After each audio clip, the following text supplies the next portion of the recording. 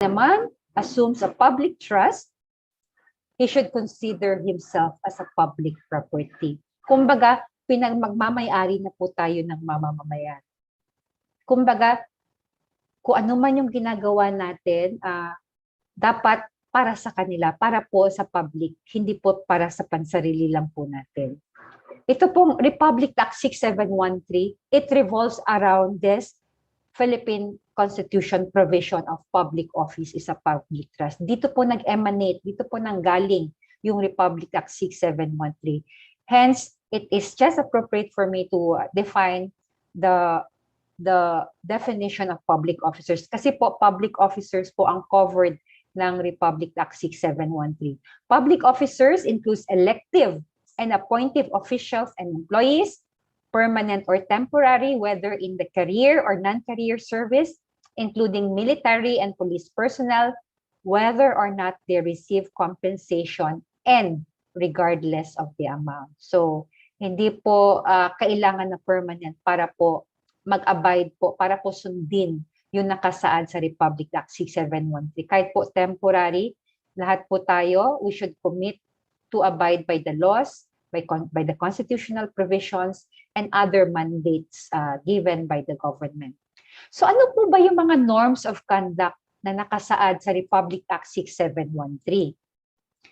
Ito po sila: commitment to public interest, professionalism, justice and sincerity, political neutrality, responsiveness to the public, nationalism and patriotism, commitment to democracy, and simple living.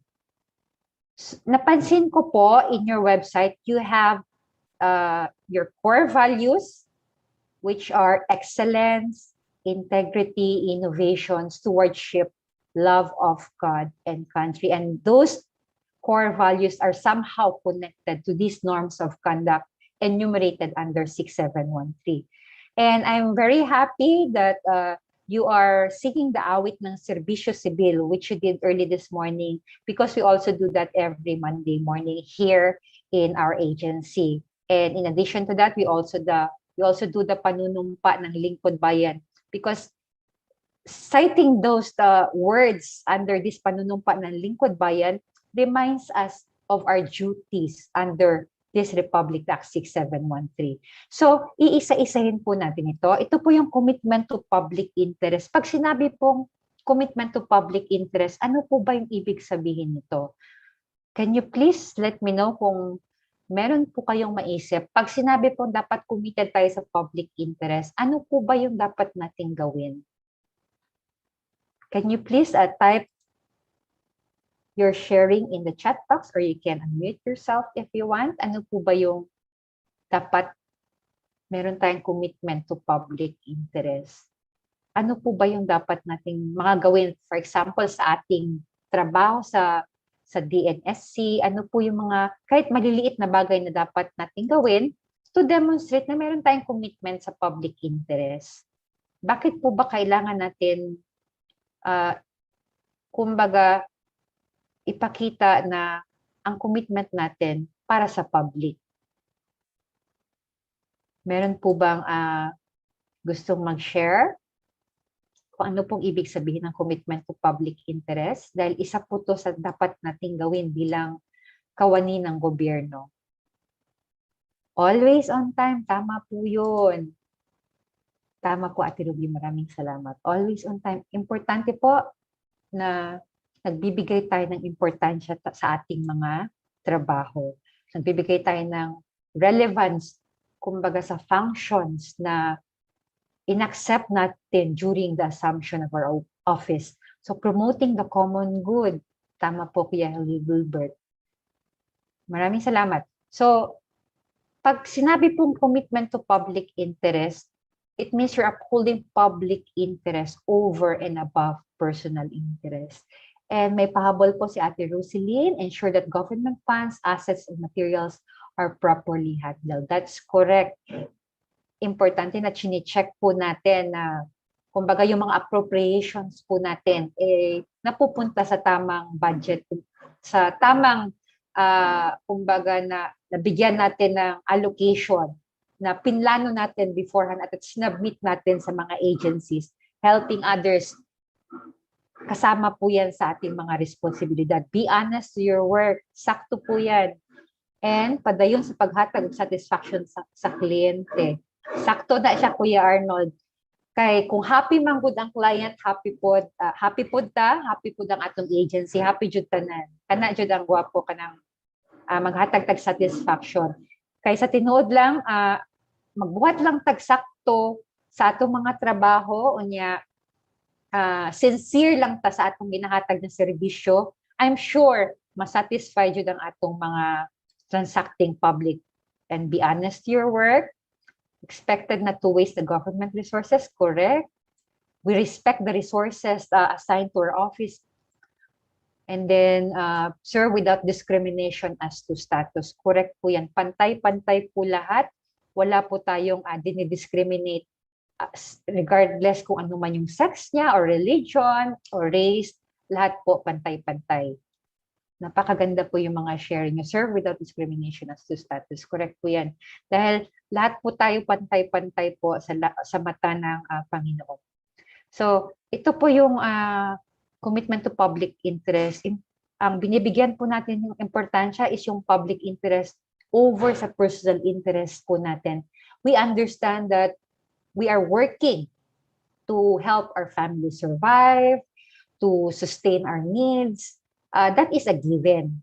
However, we should always put in mind that we are here to serve and not just about the monetary benefits that we receive every month. And it's important that we serve for the public good and welfare of the community, and not just like a chosen segment of our community. It's important that we are transparent and accountable. And we show commitment to public interest, like we show our love and respect for our work. So if you want change, kay sa tinuod lang, nabantayan nako kitang mga Pinoy, we have the tendency na we check other like probably employees, how they do their work. And somehow, we have our own siguro judgments from time to time. Siguro kung ako ang magbuhat, siguro this will be my way of doing it. Lain-lain jud ta ways of doing things. So, let's respect each other. Ang importante lang is katong output. We have a productive output. So, if you want change in your agency, in the community, we should start the change in ourselves. Importante kahit siya na where we are giving the best of what we can do for the betterment of our agency as well as for the betterment of our country. It is relevant to serve efficiently as public servants. Be proactive as much as possible.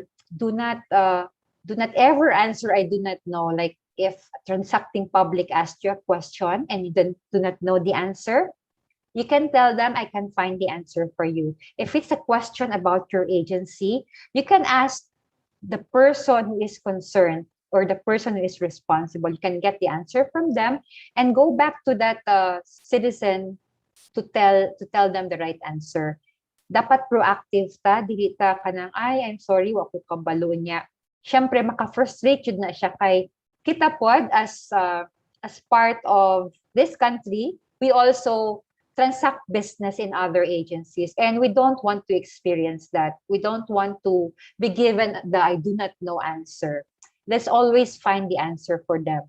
Not only verbally, if someone sends you an email or if someone texts your like DNSC mobile number, let's give them the correct answer. Or if you have an FB page and it's the official FB page of DNSC, you can give your answer through the Messenger app.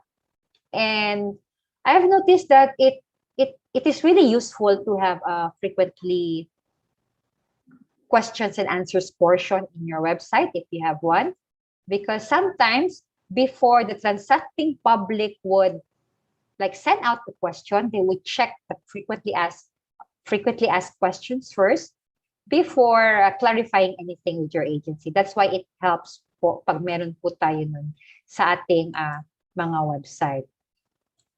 So another norm of conduct expected of us is professionalism. Sa totoo lang, yung mga sinabi nyo kanina, it is also connected with professionalism, like being honest to your work, being mindful not to waste government resources. That's being professional, being on time. That's one of the expectations under this Republic Act. We should discharge duties with the highest degree of excellence, professionalism, intelligence, and skills. So to call a person professional is to describe him or her as competent, efficient, experienced, proficient, or polished. Hindi importante na napakatalino. Importante po, professional po. Yung pong, kumbaga, kung gusto mong respetuhin ka ng ibang tao, magbigay po tayo ng respeto sa ating trabaho at sa ibang tao kasama natin sa ating trabaho at sa transacting public. We should lead by example. Like simple things like having the initiative to improve the services despite the limitations. And this webinar is a living proof that despite the limitation, ang HRMO has given you this chance to attend this webinar. Hindi po kailangan face-to-face. And we are expected to follow rules and regulations kung meron po kayo mga rules and regulations dyan sa inyong agency. And with regard to the management, we should not favor one over the other. Be fair, pantay-pantay po lahat. And one of the ways of being professional is always being on time, because when we arrive late for work or meetings, it gives us, or it gives others the impression that you don't care for your job. Importante po masyado yung being on time. If possible nga po, napansin ko po kasi sa mga Pinoy, pag sinabi mong being on time, pag 10 o'clock yung meeting, kumbaga hahabulin po yung 10 o'clock para lang mahabol. Nandyan siya at 10 o'clock. Kumbaga few seconds before 10 o'clock, wala pa sa meeting, pero tatakbuhin para makaabot ng 10 o'clock. As much as possible, be there like 15 minutes before the time para po to make sure you're there on time. Because there are other factors which may stop us from being on time, like may traffic. Pag traffic po, although we had the intention na gusto natin to be there on time, pero po, nai-stop po tayo ng, kumbaga, ibang factors like traffic, or baka may mga incidents, or baka nautusan po tayo ng mga kasama natin sa pamilya. Kumbaga, i-consider na po natin na kahit may mga factors that will intervene in your like course of action or routine during the day, kumbaga, hindi po tayo malilate. Importante po yun to allot like an hour, half an hour before going to your meeting. And when we go to work, let's avoid being a grump. Iwan po natin yung mga problema natin sa bahay. Kasi po, pag once we go to our work, we are expected to be productive. And importante that we dress appropriately. Pag sinabi pong appropriately, hindi po kailangan na bonggang-bongga po yung suot natin. Kung may uniform, mag-uniform po tayo. Kung may mga days po na allowed tayo to wear civilian attire, it simply means that you have to be neat and tidy sa pananamit. Hindi po kailangan na mamahalin po yung damit. Kahit pong simple lang. Importante po, presentable. And being professional is, it's relevant that we avoid gossips. I remember when I started work in my 20s, I remember my mentor told me that walls have ears. For example, sa agency nyo, regardless na muadto ka sa toilet or sa canteen or sa office nimo, masig-asa ka, always remember walls have ears. Ato pa, pwedeng na makadungog sa imong ginasulti kung na kay kasturya. Be very careful on the words that you use, kay ang uban mang good tao, they're very sensitive.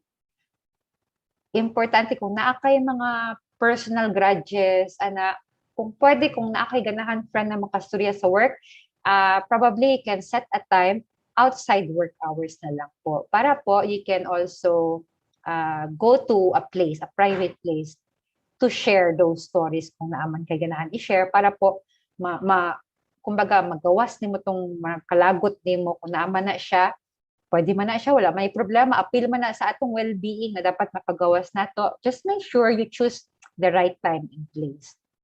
And let's offer assistance to our colleagues, especially the new starters. We've all been there sa mga kanang bag-o pa lang ka nagsugod sa work. Importante na ginahatagan nato sila assistance without them asking. Kay kabaluman na ay mga employees na maulaw to ask for help. So, kita mismo, dapat sensitive ka. Sensitive po tayo kung ano po kaya ang kailangan ng newbie, ng new starter sa trabaho. Baka meron po siyang mga kailangan malaman, kailangan ma-brief po natin upang hindi po siya mahirapan to adjust in your agency. And always stay positive. Although hindi po natin may iwasan, especially pandemic ngayon, marami pong mga news lumalabas sa media na hindi po maganda. Kahit po ganun yon, let's stay positive. I'm sure marami pong maganda pang mangyayari. Ganun naman po talaga yung buhay natin. Meron pong positive at negative. Ang importante po yung mindset natin na positive po tayo.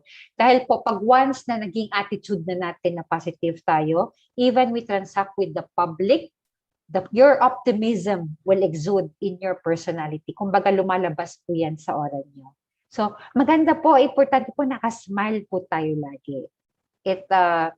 It will vibrate your optimism pag nakasmile po tayo lagi. And don't hide your mistakes. Pag nagkamali po tayo at inamin po natin, it's a sign of being accountable. And being accountable, that's part of being professional. Because when we commit mistakes, we learn from them, our colleagues will learn from them. So nakakabigay ka rin po ng kumbaga benepisyo sa iba. Hindi po ibig sabihin na okay lang mag-commit ng mistakes. Hindi naman po ibig sabihin. Dapat we should learn from our mistakes. And do not lie. Dishonesty always makes us look bad. It's a common like principle being posted in the elementary schools that honesty is the best policy. Sa totoo lang, regardless of age, that should be a living principle na dapat honest po tayo sa lahat. And pag meron po tayong mga hinanaing sa ating trabaho, importante po na we should, for example, tell our supervisors or manager about it. We should tell them like directly, hindi po kailangan na kumbaga siraan po natin yung supervisor natin or yung kasama natin sa trabaho para lang po kumbaga may labas nyo yung saloobin nyo. Maganda po siguro na harapin nyo po yung kung ano man yung kumbaga hinanaing nyo upang mabigyan din po ng solusyon. Kasi po minsan hindi po alam ng mga kasama natin sa trabaho na meron tayong mga hindi nagugustuhan or probably we notice some behaviors that are inappropriate. It's very good that we tell the person directly about it, or if you're not comfortable telling him or her about it, you can probably ask the assistance of your HR in doing this. I would like to share this clip. It's a clip from Inquirer.net. Out of 45 countries, Philippines ranks first as most obsessed with social media. So in 2018 and 19, the London-based consultancy We Are Social reported that Philippines top the world in terms of social media use. Bakit po sinabing ganon? Dahil po sabi nila, ang Filipinos daw po spend an average of 10 hours and 2 minutes online per day on any device. So kung iisipin niyo po, 24 hours lang po yung day natin, 10 hours daw po, kumbaga spent on social media. To be honest, there's nothing wrong with like us using social media. Okay lang po mag-Facebook, mag-Instagram, mag-Twitter, kung ano po yung gusto niyong gawin. What's important lang is, before posting anything, think at least 3 times. Remember that you are representing your agency. you might be misinterpreted that your opinion is the opinion of your agency. If you want to share something and you really want to post it, just make a disclaimer that it is your personal opinion, hindi po opinion ng agency. No? Mag-ingat po tayo sa ating mga pinopost po sa social media. So, kumbaga, marami pong napafilan po ng administrative cases dahil po sa mga pinopost sa social media. At maganda po na humingi po tayo ng payo. Kung may mga kasama man tayo sa bahay, siguro humingi po tayo ng second opinion. Ano pong masasabi nila kung ipopost po natin yung gusto natin ipost. Maganda pong nagpo-post dahil nakakabigay din po siya ng ligaya sa atin dahil nasi-share natin sa ating mga friends and family. Kumbaga yung mga good experiences natin. At nakakapag-share din po tayo ng knowledge sa iba pag may mga, kumbaga, na nade-discover tayo or mga na-explore natin, maganda po yun nag-share tayo dahil nagbibigay din po tayo ng sigla sa ibang tao.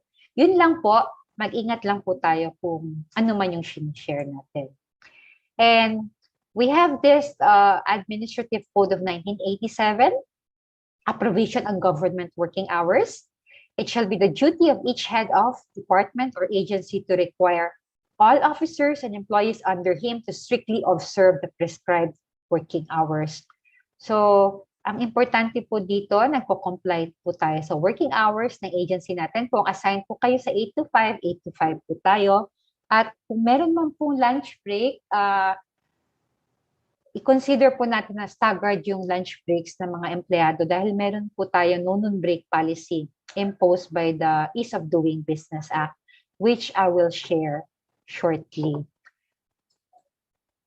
Ano po sa tingin nyo? Is this working from home? Dahil meron po tayong mga flexible working arrangement which is allowed by the Civil Service Commission given the pandemic. So what can you say about the photo po? Is this working from home? Pag nakita po tayo ng public na working from home, officially working from home, pero ito po yung ginagawa natin. Can you please type 1 in the chat box if this is working from home, or if not, can you please type 2?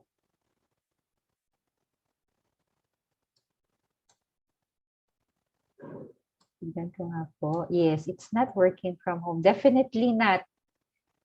And siguro sa mga private agencies, yung mga sa private sector, sa kanila, this may be allowed dahil siguro they own their business, working for fun. Sakto po yan, Ate Ruby. Pero po sa atin, sa government agency, being professional po, yun po in-expect sa atin. So pag nakita po tayo ng public that we are working from home, pero nakikita po tayo sa dagat, nagre-relax, it shows impropriety. At hindi lang po naapektuhan yung pansarili ninyong integrity. It also affects the integrity of your agency. So, pag working from home, dapat po, we are really working from home. We are being productive and we are using government hours for doing our jobs and not doing personal things. Isa pa po sa mga norms of conduct expected of us is justness and sincerity. And we are expected to remain always true to the people. Hindi po tayo magsisinungaling para sa kanila. May mga instances po na gusto po natin masatisfy yung ating client or transacting public kahit po minsan nakaka-apekto sa expectation nila. Dapat po maging honest tayo sa kanila. And there is a big difference between doing something that is just and temperate and being a just and temperate person. Likewise, there's a big difference between being a good tennis player and merely having a lucky shot every now and then. Ano pong ibig sabihin nito? Pag sinabi po natin na true po tayo, kumbaga ini-instill po natin yan sa ating sarili. Hindi po natin ginagawa pag gusto lang natin. Dahil po pag ginagawa natin siya lagi at it becomes part of us, hindi na po natin kailangan mag-effort para maging true servant of the government. And part of being just and sincere is we should not discriminate against anyone, especially the poor and the underprivileged. My practice when serving the public is serving the public as if you're serving a member of your family. Like, pag meron pong matanda lumapit sa inyo, sa inyong agency, kumbaga kino-consider ko siya as like my lolo or my lola or my parents para po first class po yung service na binibigay natin. Dahil po, that person is a lolo or a lola or a parent of someone else. So, kung kilala niyo po yung someone else na yon, definitely po gusto nila na tratuhin ng tama po yung pamilya nila. So, ganun po yung ginagawa naming practice na tratuhin po natin yung transacting public na parang pamilya po natin. Para po, hindi po natin kailangan mag-isip. Sakto po, Kuya Raymart, diligence of a good father of a family. Tamang-tama po yan sa inyong example na binigay sa amin dito sa norm of conduct na ito. Importante po yun na, kumbaga, kinukonsider natin sila na mahalaga sa ating buhay. And respect the rights of others at all times. Malamang pag nire-respeto natin yung rights ng others, may mga times na may masasabi sila na pwedeng hindi natin magustuhan paminsan-minsan dahil yun yung kanilang opinion. Pero kailangan po natin silang respetuhin. May kanya-kanya po tayong opinion sa iba't ibang bagay. And when it comes to management, we should promote participation po sa ating mga empleyado. It's proving that you are also respecting the right. You are properly delegating responsibilities. You're giving them a chance to prove themselves. Like giving them a chance to participate in like dealing with stakeholders and leading to greater commitment and enthusiasm. Kasi po, pag nagbibigay po tayo ng chance sa ating mga empleyado, we've all been there. Kumbaga, binibigyan mo sila ng chance na ma-prove din na kaya rin po nila maging supervisor, na maging manager pagdating ng tamang panahon. So, maganda po yun. Meron pong dialogue and consultation, especially within your agency. And we should refrain from doing acts contrary to law, good morals, good customs, public policy, public order, public safety, and public interest. Importante, we always abide by all laws imposed on us, especially kung ano man yung peculiar sa atin, tulad sa inyo. School po kuya, educational institution. Malamang may mga circulars din po na which is just applicable to your institution. It's relevant that we are aware of this and we share this with all the officers and employees of your agency. I will share with you a Supreme Court decision. It's the Office of the Ombudsman versus Florentina Santos. It was decided on March 31, 2006. Sandaling kwento lang po to, meron pong teacher 3 from the public school. Nag-complain po siya dahil po yung principal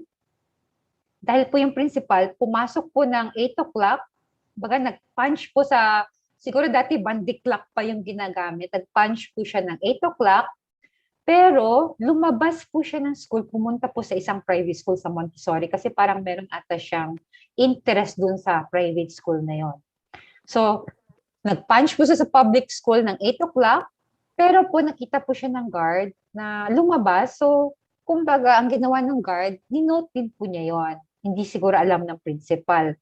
Other than that, sabi ni teacher 3, inutusan din daw ng principal yung janitor na iuwi yung mga extra galvanized iron sheets kasi may renovation dun sa school. Sabi ng principal sa janitor, iuwi mo yan sa bahay ko, yung mga extra na yan. So, inuwi nga ng janitor. And third complaint ng teacher 3 against the principal, oppressive daw po yung principal sa staff niya. Bakit po niya nasabing oppressive? Kasi nga po, may isang time na yung pong asawa ng security guard tumawag po sa office at nagkataon yung principal, sa kanya po napasa yung phone call. Sabi po ng principal, hindi daw po available yung security guard, although available po siya. And it was an urgent call from the wife of the security guard. So ano po yung defense ng principal? Sabi ng principal, yung pag-alis ko ng public school after 8, kasi pumunta siya ng Montessori at 9 o'clock, tapos bumalik po siya just before 5, tapos nag-punch out po siya sa agency niya doon sa public school at 5 o'clock. So para pong lumalabas 8 to 5, nandun siya sa public school, where in truth and in fact, nandun siya sa ibang location. So sabi ng principal, ang defense po niya, she asked permission from the district supervisor. So okay lang daw yon. And yun daw pong galvanized sheets na inutos niya sa janitor, she said those were excess materials sold to her by the contractor at cost. So anong pong tingin nyo? Guilty po ba or not guilty si principal sa mga accusations ng teacher? Can you please type G kung guilty po siya? Or N if not guilty? Ano po sa tingin nyo? Guilty po ba? G for guilty and N for not guilty. Can you please let me know in the chat box kung guilty or not guilty si principal? Yun pong ginawa niya na lumabas siya sa school, nag-punch in po ng 8 o'clock lumabas pero hindi nag-note. Guilty according to Ma'am Joy. Ati Annabel, guilty. Correct po. The Supreme Court agrees with you. Guilty. Thank you for sharing. Guilty. Opo, guilty po. Guilty po si principal. According to the Supreme Court, the act of punching her daily time record constitutes dishonesty for making it appear that she is present at work. Kahit po sabihin natin na binigyan siya ng approval ng district supervisor, pero ang ginawa niya po, pinalabas niya pa rin na nandun siya sa school through her daily time record. And the act of not giving the call to the security guard was oppressive in violation of the norm of conduct, must act with justice, and must not discriminate against anyone. And yung pong taking of galvanized sheets constituted grave misconduct. Ano po ang penalty ng binigay ng Supreme Court kay principal?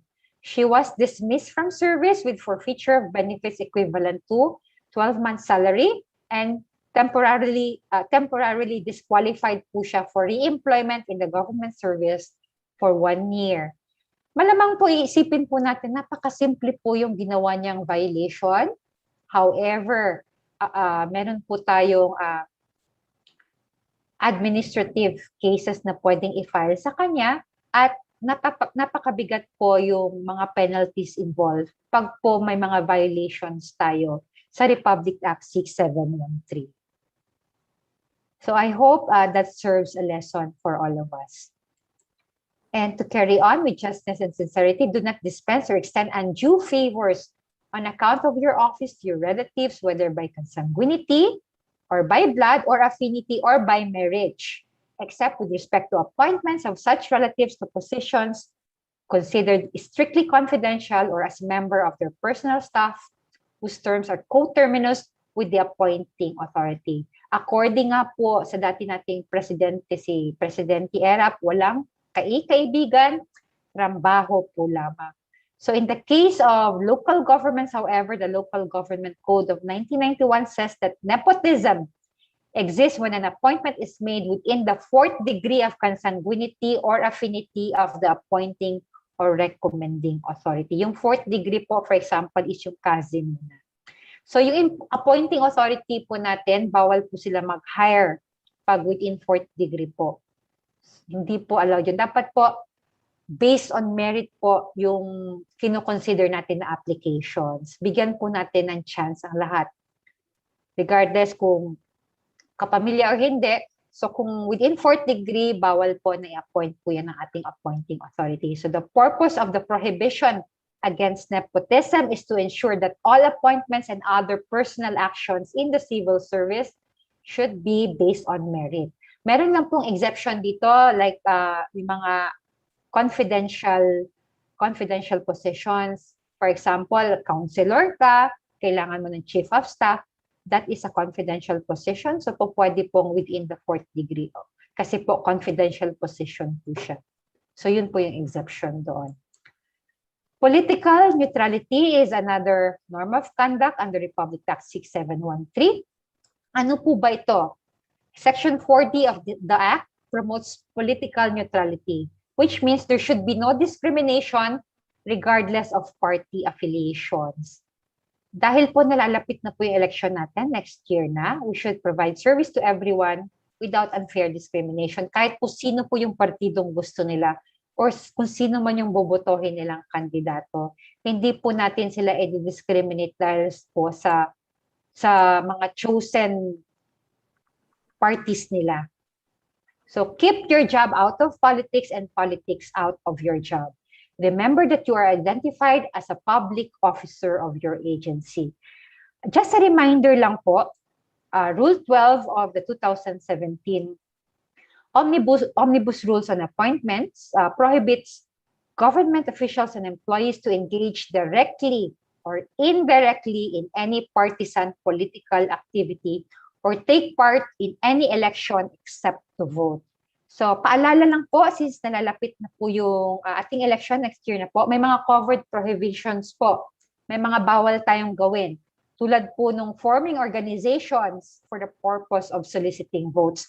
Bawal po tayong mangampanya. Holding political conferences, as much as possible, avoid being identified with a party. And making speeches, holding interviews for or against the election of any candidate, publishing, distributing, or displaying campaign literature or materials for or against a candidate, directly or indirectly soliciting votes, pledges, or support. Bawal po yan sa atin. And becoming publicly identified with the success or failure of a candidate or party. So mag-iingat po tayo sa darating na eleksyon. Ano po yung pwede nang nating gawin during election? Pwede po tayong bumoto. In fact, encourage po na bumoto tayong lahat. Dapat po nakaregister tayo upang makaboto tayo. Okay lang din po na we express our opinion or view on current issues. Allowed po yun. And we can mention the name of the candidate kung sino po yung bobotohin natin. Pero hanggang doon lang po lang ang pwede natin gawin. Hindi na po tayo, kumbaga, magpo-promote pa. Mentioning the name is fine. Hindi na po tayo, kumbaga, mag-expound pa tayo. Bakit siya? Kasi po, lumalabas, indirectly, you're already campaigning for that candidate. One of the very important norms of conduct under the Republic Act 6713 is responsiveness to the public. Dahil dito po nakikita how efficient and effective we are as public officers. So we should extend prompt, courteous, and efficient service to the public. According to our President, Rodrigo Duterte, during the SONA, 2019 SONA, simplify and make your service responsive and client-friendly. That's why we have a new Republic Act, which is Republic Act 11032, which we will be discussing shortly dahil po hindi po natin binibigyan ng pabigat yung ating citizenry. Bibigyan po natin sila na simplified service para po hindi na sila mahirapan pa. That is why it's very important that we have Citizens Charter. Dahil ito po yung nakakapag-save ng time sa atin at nakapag-save din po siya ng time sa ating mamamayang Pilipino. People appreciate if they are informed on what they need and what they want to know before they even ask you about it. Kumbaga, pagpasok pa lang nila, kung anong kailangan nila, bibigyan natin sila ng forms. Kung kailangan man nila ng forms, bibigyan na natin sila kaagad ng instructions. At maganda po, meron na po tayong Citizens Charter. Kumbaga na naka-display na po in conspicuously in your agency para po kung example sa inyo mag-enroll, kung yung mga instructions as to enrollment, clear na po doon sa inyong instructions. Hindi na po mahihirapan yung enrollee. So yung pong Citizens Charter na nabanggit ko, it's an official document that communicates the service standards or pledge of an agency or service office of the frontline services being provided to its citizens. For example po, sa registrar niyo po, registrar's office, pag meron pong lalapit at hihingi ng copy ng kanyang transcript, ano po ba yung proseso? Dapat po nakapost yan doon sa, kumbaga, sa bulletin nyo or sa Citizens Charter nyo kung paano po yung proseso at kung magkano po yung fees na babayaran. Visible po dapat yan. The law on the Ease of Doing Business Act provides that the Citizens Charter shall be in information billboards such as touchscreen interactive information kiosks, electronic billboards, posters, tarpaulins, standees, or any other readable materials easily understood by the public, posted at the main entrance of offices or at the most conspicuous place in the respective websites, and in the form of published materials written in either English, Filipino, or in the local dialect. So, pag sinabi pong responsive, meron po tayo mga transacting public na hindi po malamang nakakaintindi ng English. Pag ganun po, pag nakita mo na nagbabasa nga sila ng instructions, pero ang tagal na nila doon nagbabasa at hindi pa rin po lumalapit sa inyo, tayo na po yung lalapit sa kanila at magtanong po tayo kung naiintindihan po nila. Kung Ilonggo po sila, siguro pwedeng maghanap tayo ng kasama natin sa trabaho na marunong mag-Ilonggo upang mapaliwanag sa kanila kung paano po yung proseso sa lingwaheng naiintindihan nila. So, ito po yung example ng Citizens Charter. Ito po, makikita na po nito sa lahat ng agencies. Ang ginagawa ko po pag may mga transactions ako sa agencies, I visit their websites and check on their Citizens Charter. For example, if you want to apply for a business permit, meron pong Citizens Charter ang Business Bureau. At makikita niyo po doon kung paano po, sino po yung mga dapat lapitan, ano po yung mga requirements na dapat dalahin. According to the provision on the responsiveness to the public, unless otherwise provided by law or required by the public interest, provide information on their policies and procedures in clear and understandable language, ensure openness of information, encourage suggestions, and avoid red tape. So, hindi po pwede yung kung may kilala man po tayo sa loob, nalapitan natin siya, bawal na po yun. Dapat lumapit po tayo sa frontline service officer, dumaan po tayo sa tamang proseso. Kung meron po nga hindi nakakaalam kung ano yung Citizens Charter, ito po yung nagko-compose ng comprehensive and uniform checklist ng application or request, yung procedure kung paano pong gagawin yung mga, kumbaga yung mga transaction mo, kung sino po yung person responsible na lalapitan nyo para sa inyong transaction, at ang maximum time to consider para po matapos yung proseso, ano po yung mga documents necessary para sa transaksyon, ano po yung mga amount of fees na kailangan bayaran, at kung paano po yung feedback mechanism. Kung may mga reklamo kayo, saan po ninyo ilalapit yung reklamo nyo? Meron po bang suggestion box? Or meron po bang public assistance counter yung agency? Importante po itong agency's Citizens Charter. Dapat chine-check po natin to before tayo pumupunta sa agency para madali po nating malaman yung proseso nila. So, another norm of conduct is nationalism and patriotism. Attending flag ceremony, singing the pambansang awit and Pilipinas kung mahal, and citing the panunumpa ng lingkod bayan, these practices show patriotism. So it shows loyalty to the Republic and to the Filipino people. In addition, we should promote use of locally produced foods, resources, and technology. Just like in Davao, marami po tayo ditong kape, meron po tayo mga tabli, at napakasarap po nila. Kumbaga competitive po sila, pwede po sila ilaban sa Starbucks, sa totoo lang. I-promote po natin yung ating mga produkto. And ito po yung mga example ng Philippine Pride po natin, tulad nila Miss Heidelin Diaz. Dapat suportahan po natin sila, yung mga nagre-representa ng ating bansa. And encourage appreciation and pride of country and people. Loyalty to our country and to the Filipinos that comes with pride. Sa totoo lang, napapansin ko po marami po sa atin na mahilig pong mag-travel. Malamang meron po mga gusto mag-travel abroad. Ang maganda po natin i-consider ay, kung gusto niyo mag-travel abroad, mag-travel muna po kayo sa Pilipinas. Because when you travel to Philippine destinations, you will realize that Philippines is really a paradise. Napakarami po nating lugar na para po siyang paradise. Ang ganda-ganda po at napakaganda kung pinopromote po natin to sa ating mga kaibigan at kapamilya na bisitahin po ang mga lugar na ito. And we should maintain and defend Philippine sovereignty against foreign intrusions. And another norm of conduct is commitment to democracy. Its commitment to the democratic way of life and values, maintain the principle of public accountability, and manifest by this the supremacy of civilian authority over the military. Pag sinabi pong democracy, lumalabas po dito yung mga democratic values po natin, yung pong liberty, equality, and justice.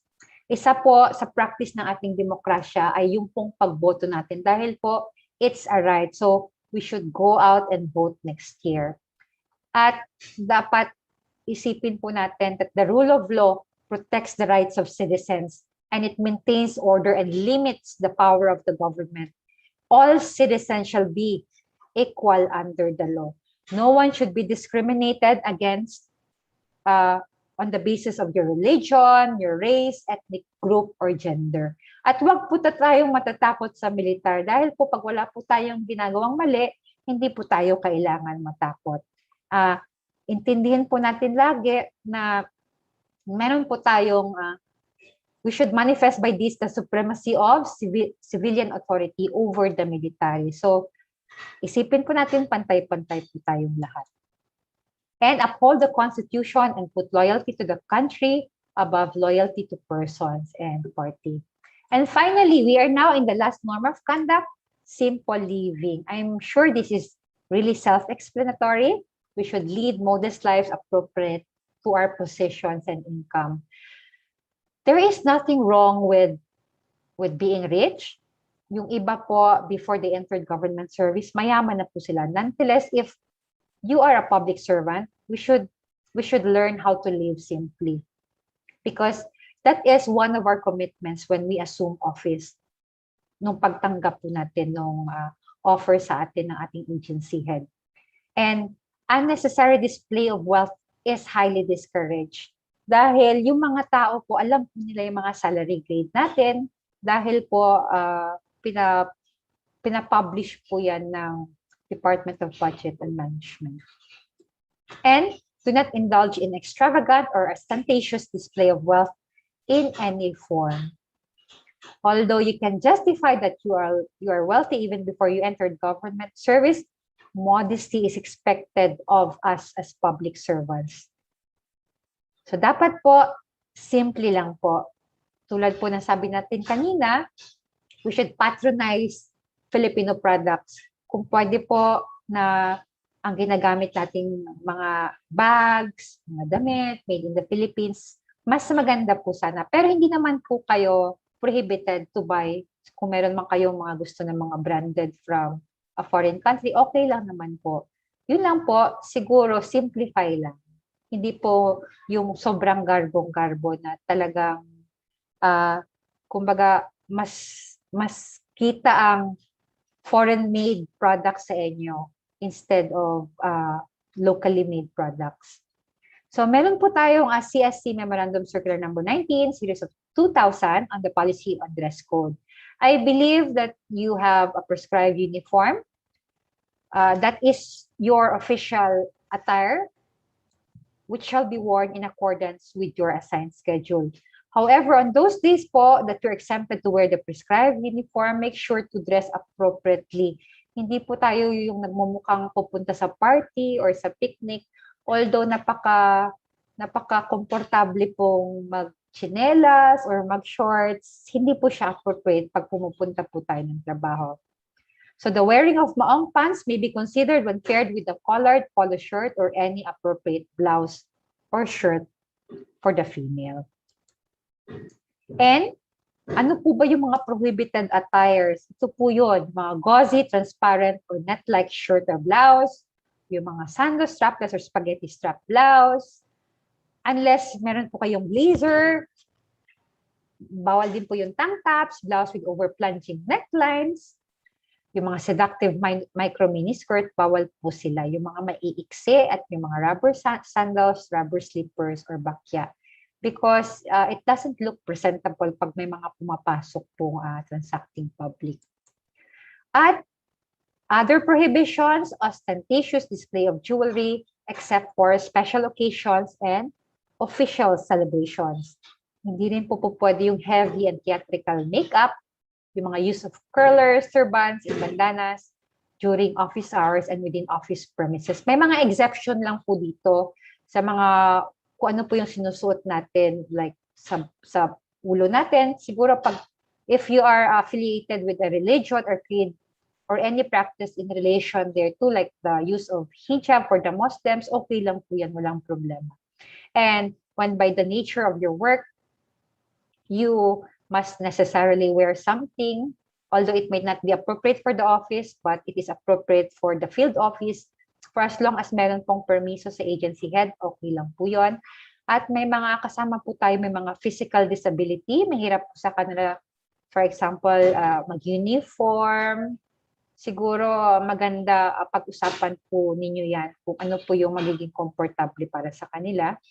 And other analogous circumstances which may require na kailangan magkaroon ng compassionate considerations. Ang violation of this circular, of the Civil Service Circular, shall be considered as a ground for disciplinary action. Yung po sa hairstyle din po, meron din po mga limitations. So, hairstyle or growing of beard or mustache shall be governed by the agency's internal rules and regulations. So, kung baguhan po kayo, maganda po kung tanungin nyo yung HR nyo regarding these rules. And penalty in case of violation, meron po tayong violation of reasonable office rules and regulations, which is penalized under the revised administrative cases in the civil service. Ano po ba yung mga prohibited acts and transactions under Republic Act 6713? Do not directly or indirectly have any financial or material interest in any transaction requiring the approval of your office. So yung mga conflict of interest, pag meron po kayong family-owned business at kasali po kayo sa mga bids and awards committee dyan sa school nyo, kumbaga i-inhibit nyo na lang yung sarili ninyo na maging member ng committee dahil po kung meron man kayong family-owned business at nag-join po sa bidding, meron pong conflict of interest yun. Iwasan po natin yun. Outside employment and other activities related thereto, do not own, control, manage, or accept employment as an officer, employee, consultant, counsel, and the like in any private enterprise regulated, supervised, or licensed by your office unless expressly provided by law.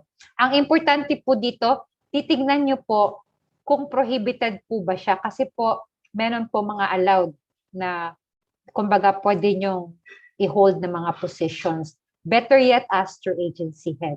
And do not engage in the private practice of your profession unless authorized by the Constitution or by law, provided that such practice will not conflict or tend to conflict with your official functions. An example here is teacher po kayo and at the same time you are a real estate broker.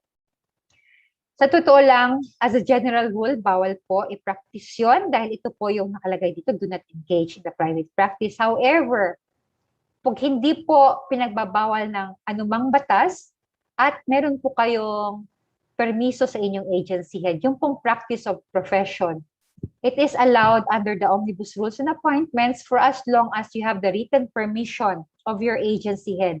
Ito pong written permission na ito should be renewed annually.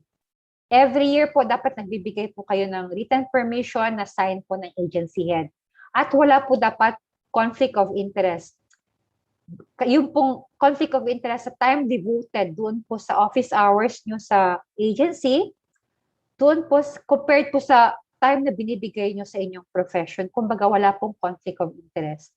At meron po kayong commitment na binigay sa inyong agency not to use agency's facilities, equipment, and resources for the benefit of your profession. So, for example, real estate broker kayo at meron po kayong napakalaking photocopy machine sa agency at doon po kayo nagpo-photocopy ng mga bahay na gusto nyong ibenta. Hindi po pwede yun. Kung meron po kayong practice na profession, dapat yung mga resources na ginagamit ninyo, sa inyo po pansariling gastos yun. Hindi po ninyo kinukuha sa agency. Same thing holds true for employees who are having like a registered business. Para po safe, let your appointing authority know that you have a registered business. Let them know in writing at dapat wala pong conflict of interest po. Yung time devoted po, ay, halimbawa, Avon po kayo, nag-i-Avon kayo, hindi po kayo nagbebenta ng Avon during office hours. Okay lang po magbenta niyan, for example, sa weekend, yan, basta hindi po office hours, sa personal time niyo po.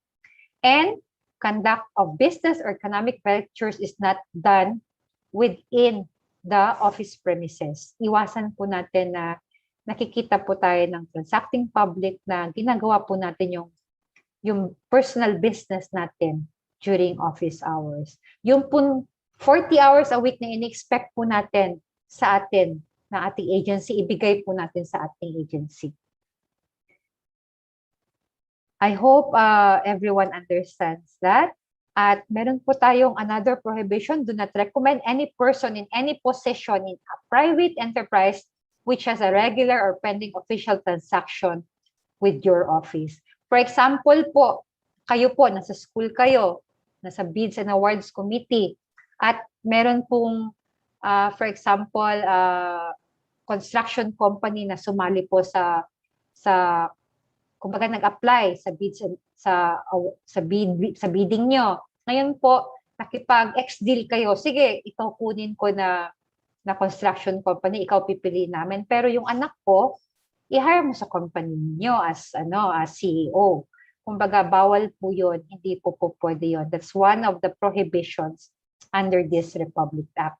Ito pong mga prohibitions na nabanggit ko, yung mga practice of profession, yung mga do not recommend any person in any position, those mga private enterprise, yung po mga nabanggit ko na prohibition, they shall continue to apply for a period of 1 year after resignation, retirement, or separation from public office.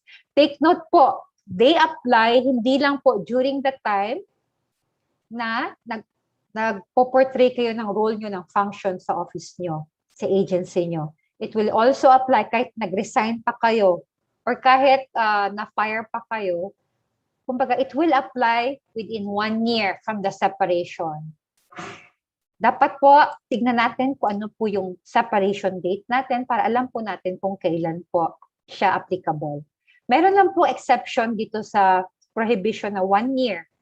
Yun po yung engagement of the private practice of profession. Pag sa private practice, pwede pong gawin siya within the 1 year dahil po isa siya sa mga exception, pero meron pa rin pong exception to the exception. Hindi pa rin po pwede yung private practice of profession kung meron pong conflict of interest. So, dapat titignan po natin kung may mga conflict of interest po yung business natin o yung profession natin doon sa functions natin sa ating agency. Maganda po meron po tayong listahan para po hindi natin makalimutan. Disclosure and or misuse of confidential information, isa po sa mga mahahalagang provision po dito sa Republic Act.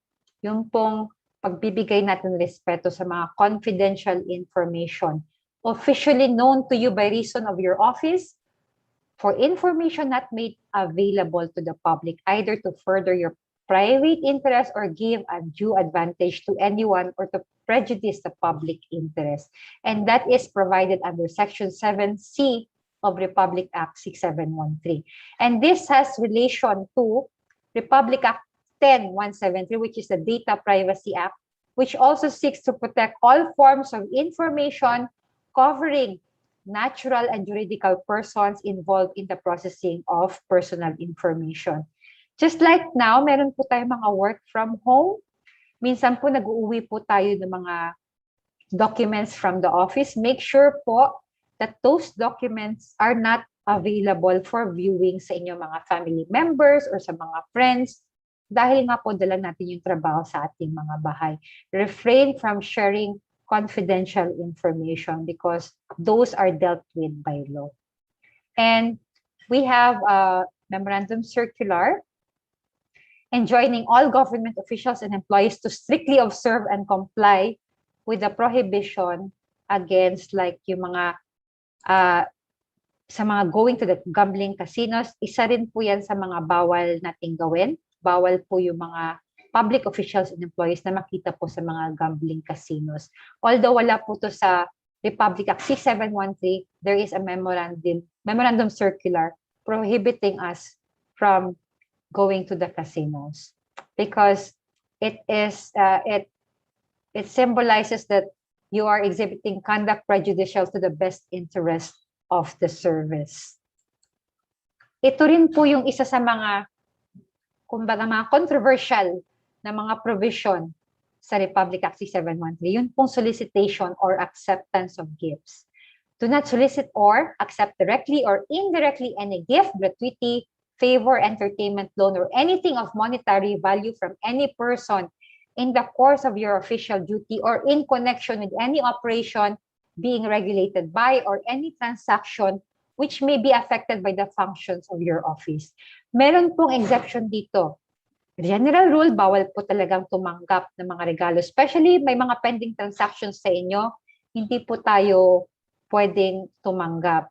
Ang exception po dito, according to the law, is the acceptance or retention of a gift of nominal value, insignificant value, tendered and received as a souvenir or mark of courtesy. Kasi po yung iba appreciative, minsan nagbibigay ng mga souvenirs, keychain, ganun. Pag insignificant value, okay lang po yun. Acceptance of a gift in the nature of a scholarship or fellowship grant or medical treatment. Pwede po yun. Isa po yun sa mga exception.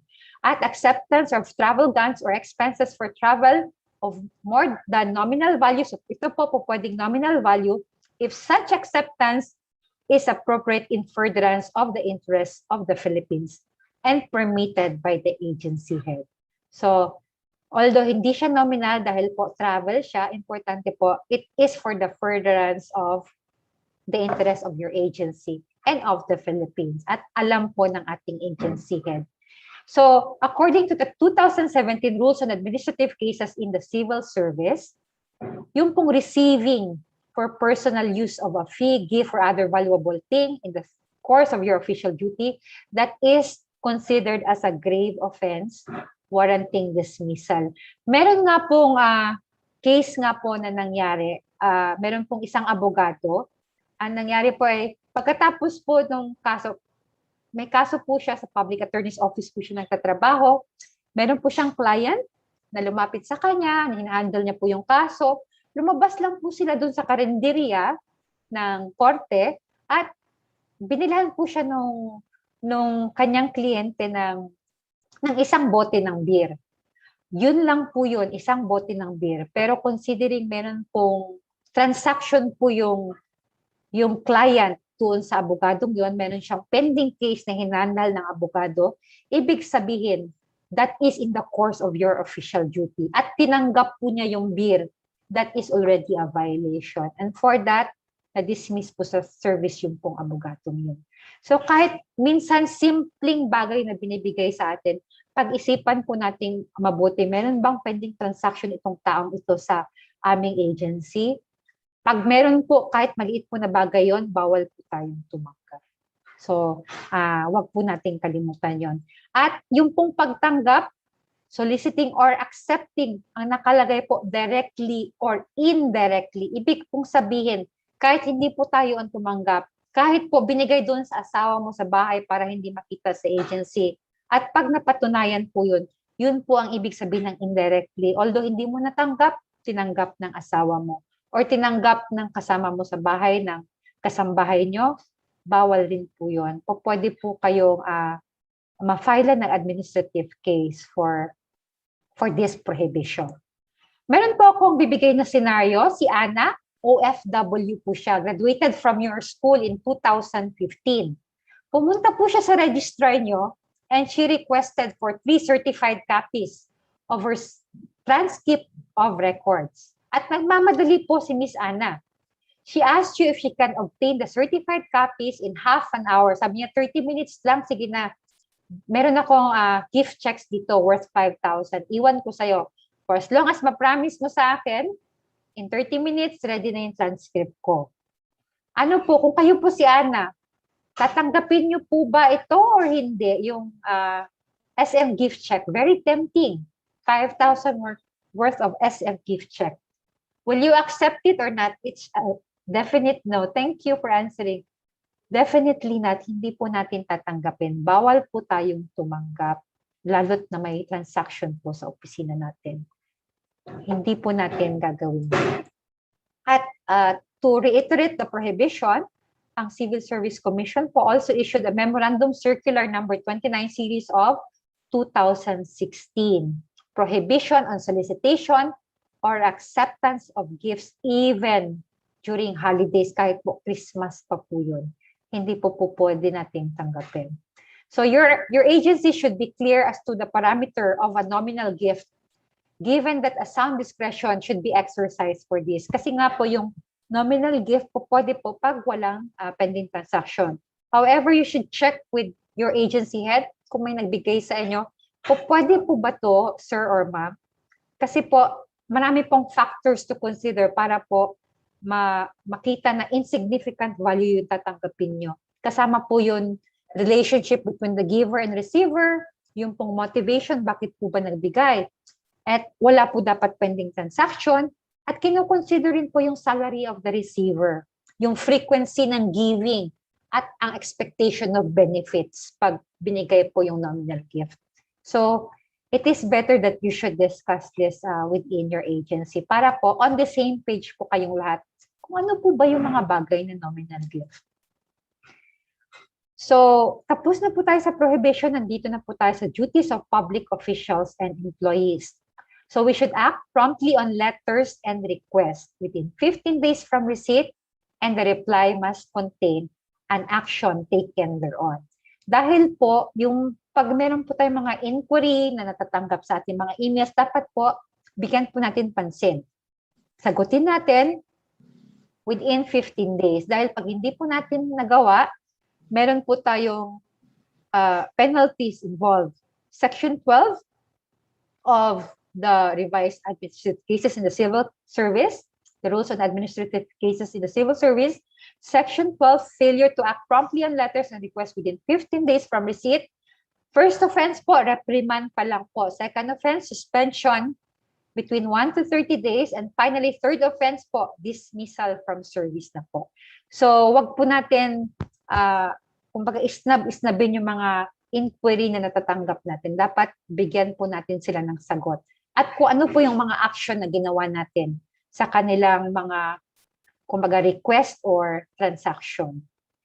At importante po, nagsasubmit tayo ng annual performance reports. Required po din yan sa atin under this law.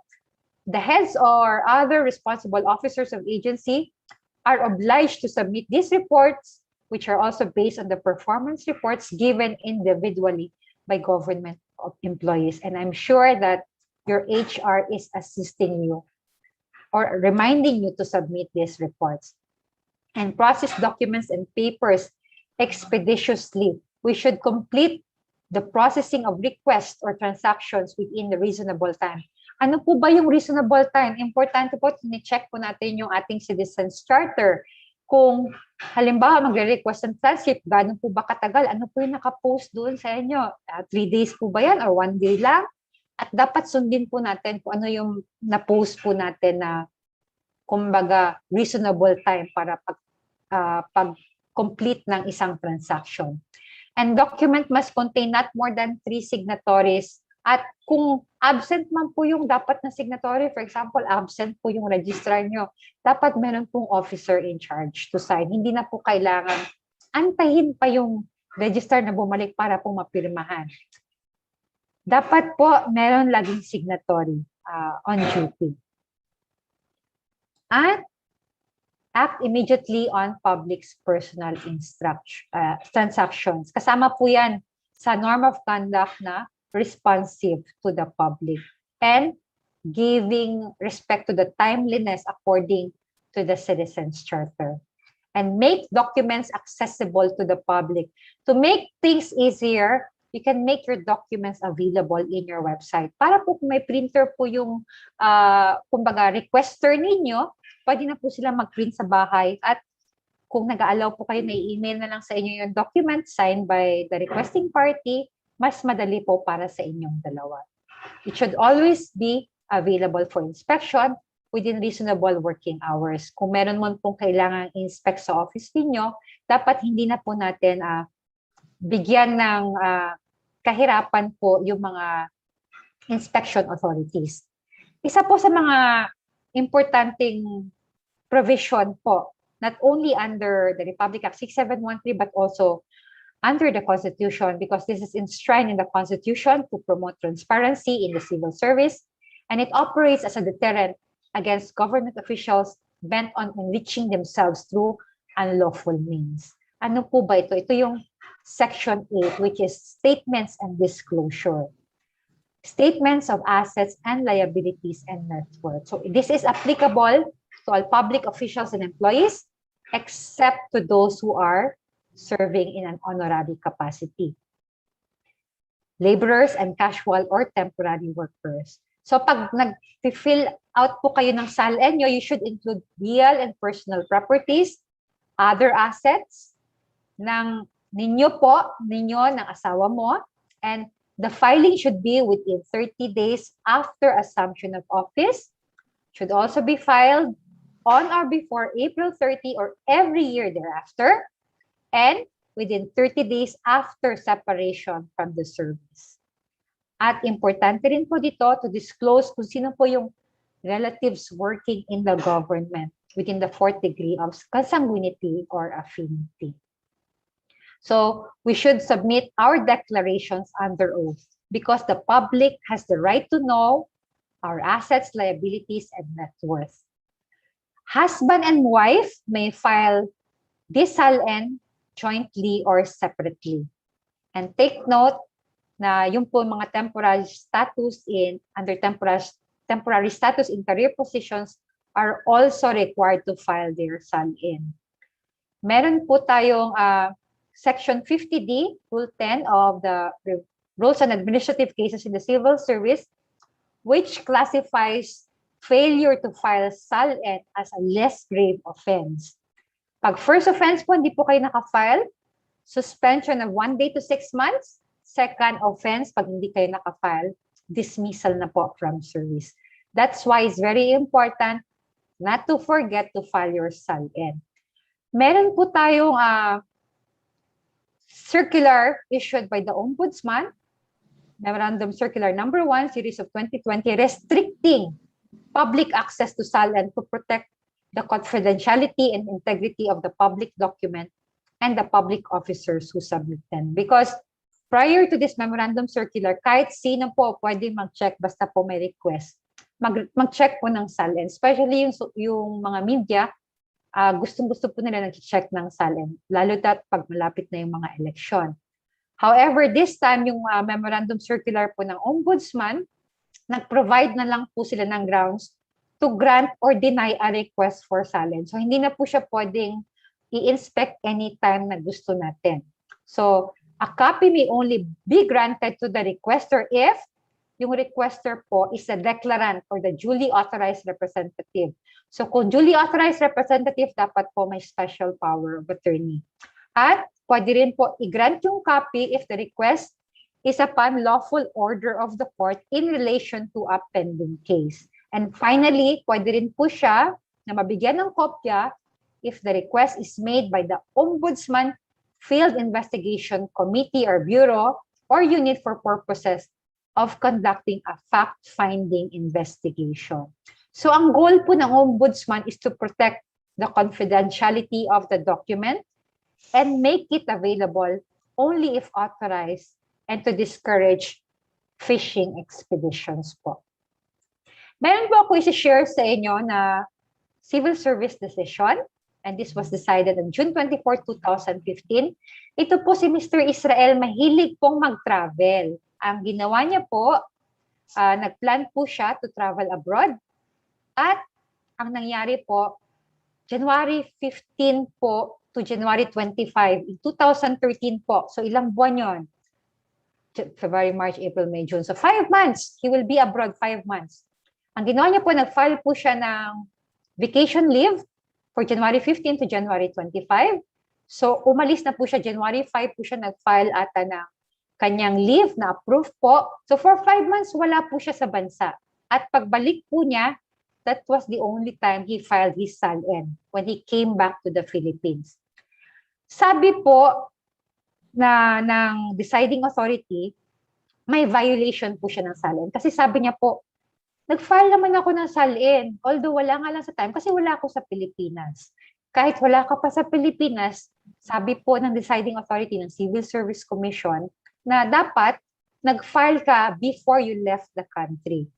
Substantial compliance is not applicable for mandatory filing of SALN. So Mr. Israel was penalized with 1 month and 1 day suspension from service. So pag inulit niya pa ito ulit na hindi siya nag-file, ang second po na time na nag-commit siya na non-filing of SALN, he will be imposed na po of dismissal from service. So approval daw po ng vacation leave does not exempt a person or a public officer from complying with the timely submission of SALN. So wag po natin kalimutan mag-file ng SALN. At avoid conflict of interest at all times. If there are conflict of interest, you should resign from your position in any private business enterprise within 30 days from your assumption of office. So pagtatanggap po tayo ng posisyon sa gobyerno at meron po tayong private interest na in conflict with the position that we will hold in the government, mag-resign na po tayo sa private enterprise kung saan po tayo may interest. And you could consult the agency head kung meron nga po talagang conflict of interest para po to make sure na hindi po tayo magkamali sa ating opinion. And since marami po tayo napag-usapan duties and responsibilities, meron pong mga prohibitions, on a positive note, meron din po tayong system of rewards and incentives. So sa mga compliant po na public officers, we have a system of annual incentives and rewards which is established in order to motivate and inspire public servants to uphold the highest standard of ethics. So meron po tayong tulad ng Dangal ng Bayan Award. This is awarded to all officials and employees who have demonstrated exemplary service and behavior on the basis of their observance on one or more of the 8 norms of conduct. So this is my last slide for the Republic Act 6713. I believe everyone deserves a 5-minute break. Baka po gusto nyo pong pumunta sa toilet or hydrate yourself with water. So is it okay, Miss Melissa, to have a 5-minute break? Yes po, ma'am. Thank you so much po. Thank you.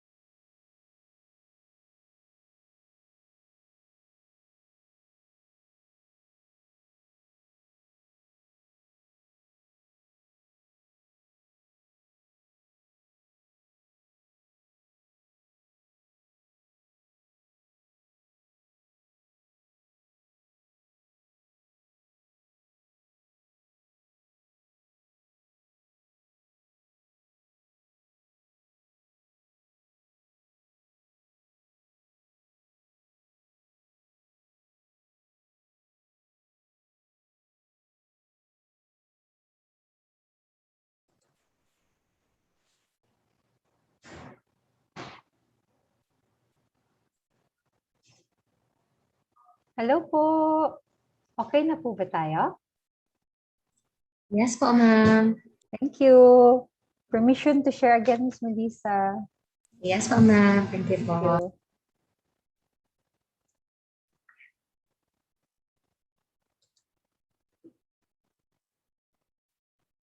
Okay na po ba? Nakikita na? Yes po. Okay, thank you. Hello po ulit. I hope nakapag-stretch na po kayo.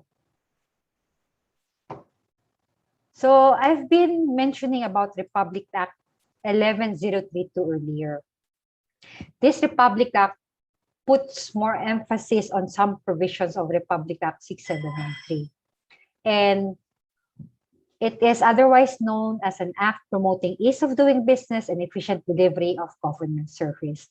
We have a Republic Act 9485, which is the Anti-Red Tape Act of 2007. And this was amended by this Republic Act 11032. And this took effect in 2018. So ano po ba yung salient points ng Republic Act na ito? Bakit po siya importante? We have now prescribed processing times for transactions, like yung issuance po ng mga business licenses, clearances, permits, or authorizations, kahit po hindi sa business bureau, kahit sa ang agency. Meron po tayong dapat pina-follow na reasonable time, which is 3 working days for simple transactions, 7 working days for complex transactions, and 20 working days for highly technical transactions. At meron po tayong automatic approval of original applications upon failure to act by the agency. Pag nakalimutan ng agency to act on that request, considered automatically approved. And a requirement of setting up a citizens charter on all agencies, wala pong exception.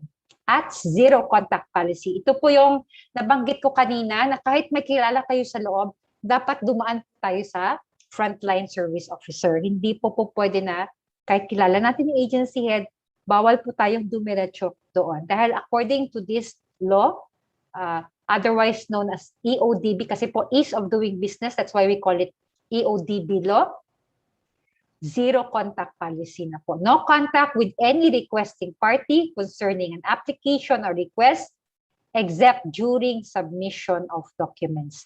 Unless po kung highly technical po at kailangan na kumbaga i-consult po yung agency head with regard to your transaction, po pwede po yun ma-reconsider, pero po pag mga simple po talaga, hindi po pwedeng dumiretso sa mga kakilala natin sa loob.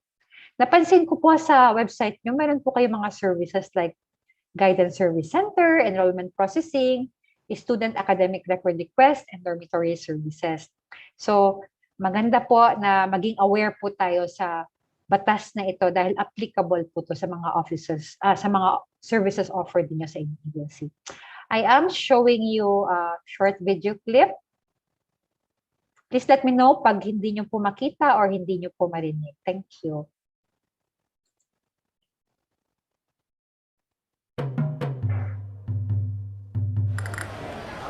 Sana. Sana. Sana.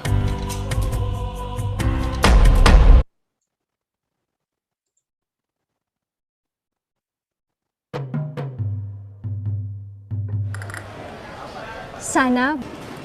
Sana. Sana.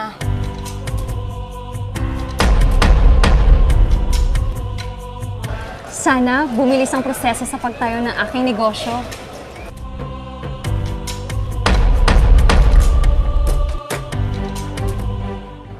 Sana hindi na kami mahirapan sa pagkasikaso ng aming mga papeles. Sana umayos ang kalidad ng serbisyo ng gobyerno.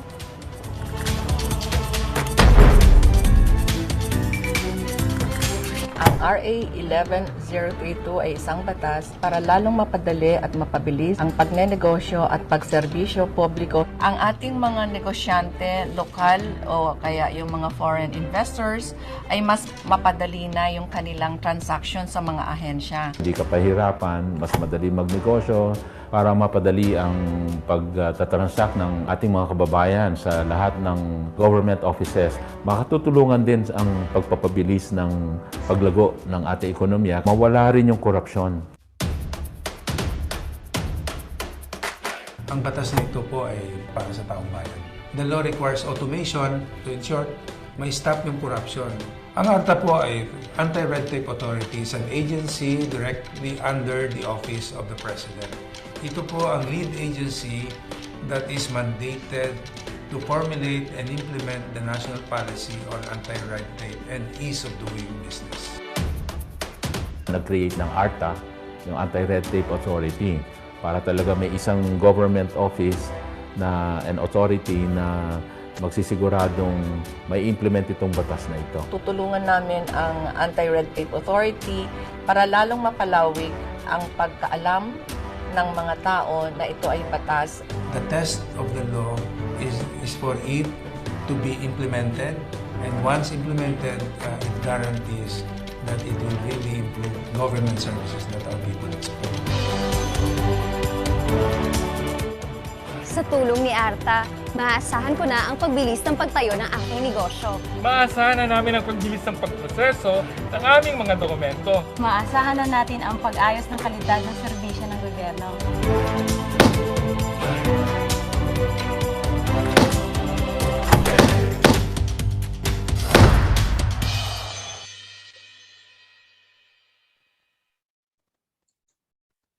So kung mapapansin niyo po, this ease of doing business law, it's really a game changer.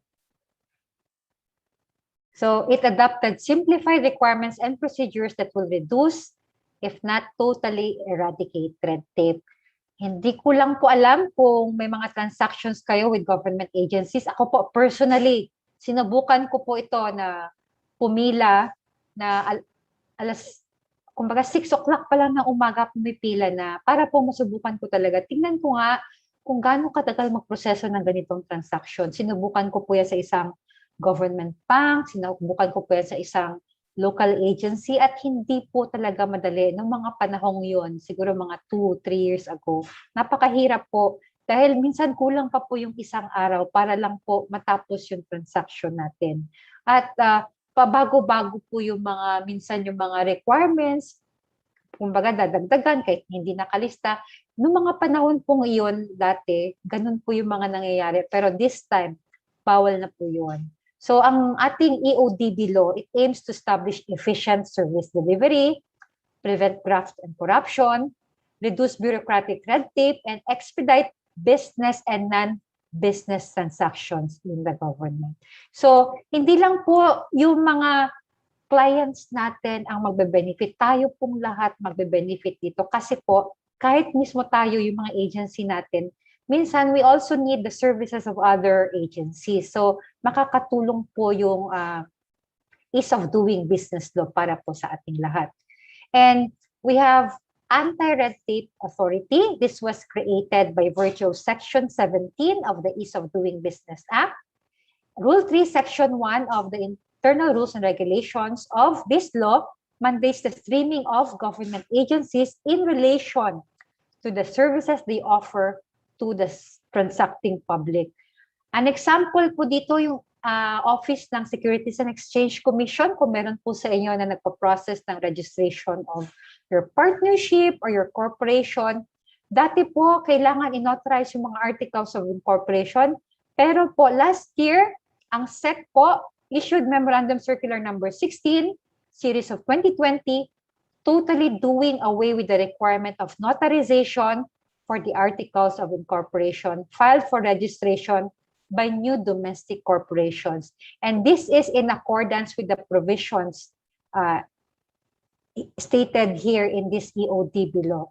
What they now require is a certificate of authentication na lang, signed by all incorporators, so hindi na po kailangan notarize pa. So ang Anti-Red Tape Authority, otherwise known as ARTA, shall coordinate with all government offices in the review of existing laws, executive laws, executive issuances, and local ordinances. And the good thing is, ito pong ARTA very accommodating. Pag kailangan po natin yung expertise nila, kung paano po natin i-simplify yung ating mga transactions sa ating mga agency, pwede po natin silang tanongin. They can recommend the appeal if deemed updated, redundant, and if the regulation adds undue regulatory burden to the transacting public. Kasi po ang ginagawa ng ARTA, nag-i-spot check po sila. Minsan, pupunta sila sa agency, i-check po nila yung requirements na, for example, yung mga documents na gusto nyong kunin sa mga transacting public. Tinitignan po nila kung reasonable po talaga yung mga nire-require ninyo at pwede po silang mag-advise sa inyo kung sa tingin nila na yung pong requirements na hinihingi nyo, it's a burden to the transacting public at baka pwedeng palitan ng ibang documentary requirement. So, from time to time, pumupunta po yung ARTA sa iba't ibang government agencies. Ang ARTA Director General natin po ngayon is Attorney Jeremiah Bellica. He's the brother of the Presidential Anti-Corruption Commission, Commissioner Greco Bellica. And it is ARTA which issues the criteria for simple, complex, and highly technical transactions. It is also the agency tasked to monitor and review the submitted Citizens Charter by each agency and the implementation of the same. So generally, this is the agency, ARTA, which is tasked to ensure compliance with the National Policy on Anti-Red Tape and EODB, or the Ease of Doing Business Act. Now, yung sinasabi ko po kanina, zero contact policy, one of the salient features of the EODB. All government agencies, including local government units, shall adopt a zero contact policy.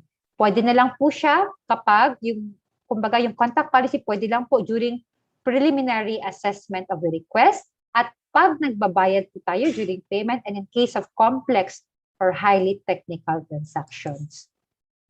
At meron pong accountability involved by the agency head. The head of the agency shall be primarily responsible for the implementation and shall be accountable to the public for fast, efficient, convenient, and reliable services. So kung ano man po yung acts ng ating frontline service officers, it is considered as the act of the agency head. That's why pag meron pong mga kumbaga hindi compliant na frontline service officers, ang nangyayari po, ang sinusulatan po natin ay ang agency head to explain kung bakit po hindi nag-comply yung mga frontline services officers po. So, all transactions and processes are deemed to have been made with the permission or clearance from the highest authority.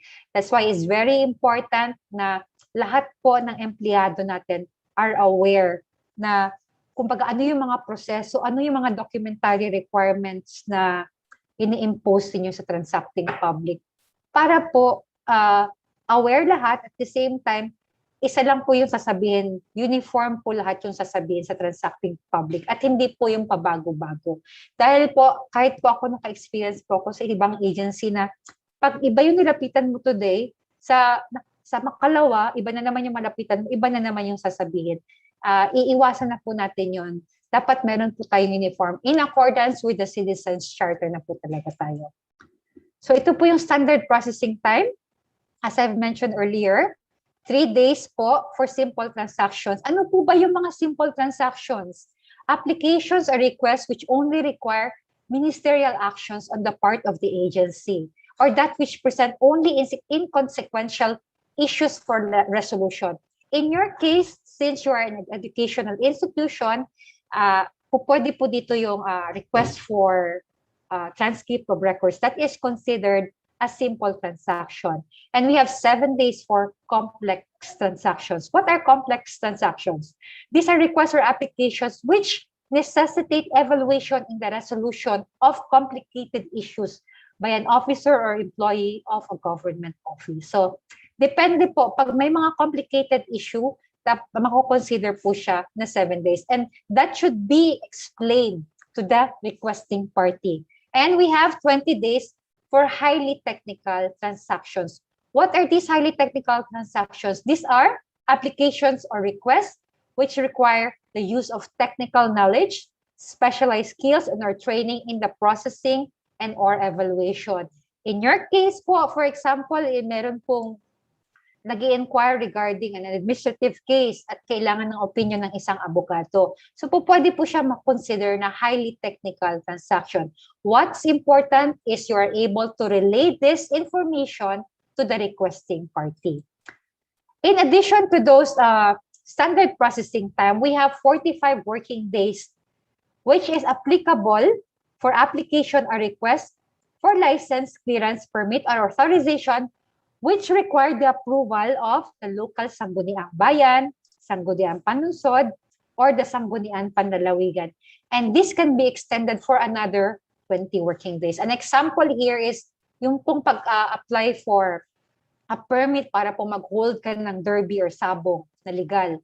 Kumbaga, since kailangan pa yan ng Sangguniang, approval ng Sangguniang Bayan, so ang ating processing time po dyan, ang regular processing time is 45 working days.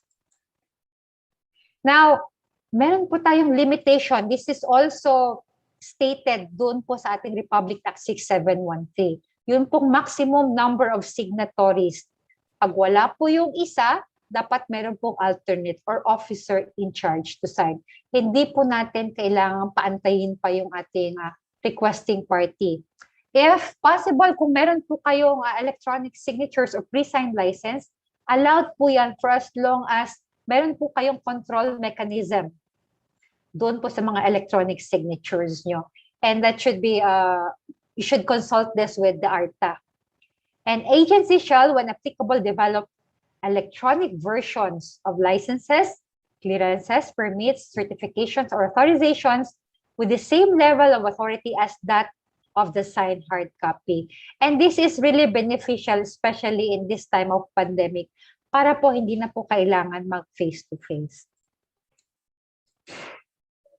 I was also able to mention earlier about the automatic approval and or automatic extension of license, permit, certification, and authorization. This is provided for by Rule 7 of the Internal Rules and Regulations or Implementing Rules and Regulations of the EODB law. So if the agency fails to approve or disapprove an original application within the prescribed processing time, na remember nyo po, yung prescribed processing time, meron po tayong 3 days, 7 days, 20 days, at hindi po nila nabigyan ng action, said application or request shall be deemed approved. So ang importante lang po dito, i-report natin sa ARTA na ganun po yung nangyari at magkakaroon po sila ng investigation at pag napatunayan na merong inaction on the part of the agency, the ARTA will help you, will assist you in processing that request that you have will be automatically approved by the agency. Meron lang po proviso dito. Dapat po you submitted all the required documents. Dapat tinanggap ng agency yung mga documentary requirements na sinabi nila sa inyo or nakalagay sa kanilang Citizens Charter. At nabayaran nyo po yung mga fees involved sa inyong mga transaction. If an agency fails to act on an application for renewal of the said license, clearance, permit, certification, or authorization, it shall be automatically extended. So, maganda po itong provision na to para po mag-double check po talaga yung mga agencies kung talagang lahat ng mga transactions ay nabigyan ng attention po. Now, kung mapapansin nyo po, yung pong ARTA, meron po silang accomplishment reports. At ito po yung pinaka-latest nila based on their 2019 to 2020 automatic approval. Ang nangunguna po dito is LTFRB. Dito po yung Land Transportation Office. Nagkaroon po ng mga number of applications with automatic approval. We have more than 3,000. Dahil po sa inaction, nagkaroon ng more than 3,000 automatic approval. This could be in the form of renewing driver's license or yung plates po ng sasakyan. So the authority shall issue a declaration of completeness upon complaint and due investigation and verification. So yung gagawin lang po natin, pag nagkaroon ng inaction ng agency, i-report po natin sa ARTA at magbibigay po sila ng declaration of completeness po. Dapat po, kompleto rin po kayo sa mga submissions nyo. Meron kayong resibo at meron po kayong pirma ng agency na natanggap po nila lahat ng mga requirements na in-impose nila sa inyo. nung submission po, nung pumunta kayo sa agency nila. At meron po tayong tinatawag na streamlining procedures of or for the issuance of local business licenses, clearances, permits, certifications, or authorizations. So ARTA was able to release various issuances to guide government agencies to streamline their services. Dahil po, hindi rin po madali para sa mga agencies na maging computerized sila. So may mga agencies po talagang humingi ng suporta sa ARTA. An example here is yung pong uniform personnel. Meron pong lumapit sa akin like more than 5 years ago. Asawa siya ng isang military, namatay po yung asawa niya. At napakahirap po sa part nila mag-claim po ng benefits nila. Kinailangan pa po nila pumunta ng Camp Crame para po i-process dahil yun po yung proseso nila nung panahong iyon.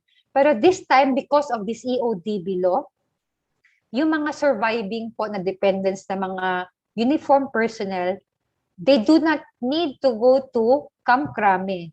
They can now just like email the email address set up by ARTA as a task force. It's a special email for the family, the bereaved family of the uniformed personnel.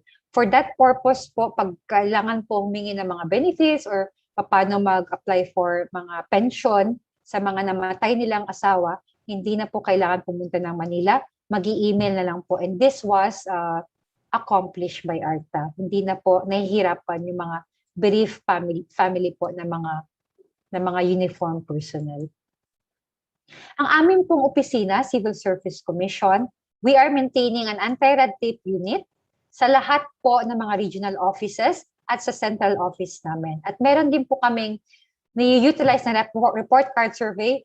And for now, ito pong ARTA, they are now also implementing this report card survey in order to find out for purposive and integrated government-wide human resource systems and programs toward efficient delivery of government service as contemplated in the EODB law.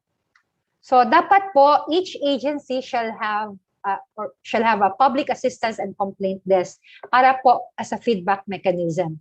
Dahil po ang nangyayari, minsan bibisita po yung ARTA, meron po silang hawak-hawak na report card survey. Tatanungin po nila ngayon yung mga transacting public na makikita po nila sa agency. At tatanungin po nila, meron po sila dalang form na report card survey kung yung po bang nakalista ng mga documentary requirements na pinapasubmit, yun lang po ba ang nire-require ng frontline services officer po sa agency or nagpadagdag pa po ba sila? At yung mga fees po involved, yun lang po ba ang binayaran o may pinapadagdag pa yung frontline services officers ninyo? So, chine-check po yan ng ARTA kung nagko-comply po yung ating agency doon sa ating Citizens Charter. Dahil po, yung non-compliance po ng erring government employees will be dealt with by law po, by the EODB law. Now, all agencies providing government services shall be subjected to a report card survey.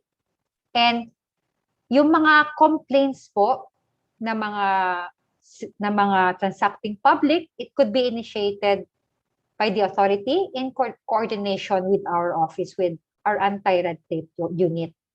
And the RCS shall be obtained through feedback on how provisions in the Citizens Charter are complied by the public officers in your agency.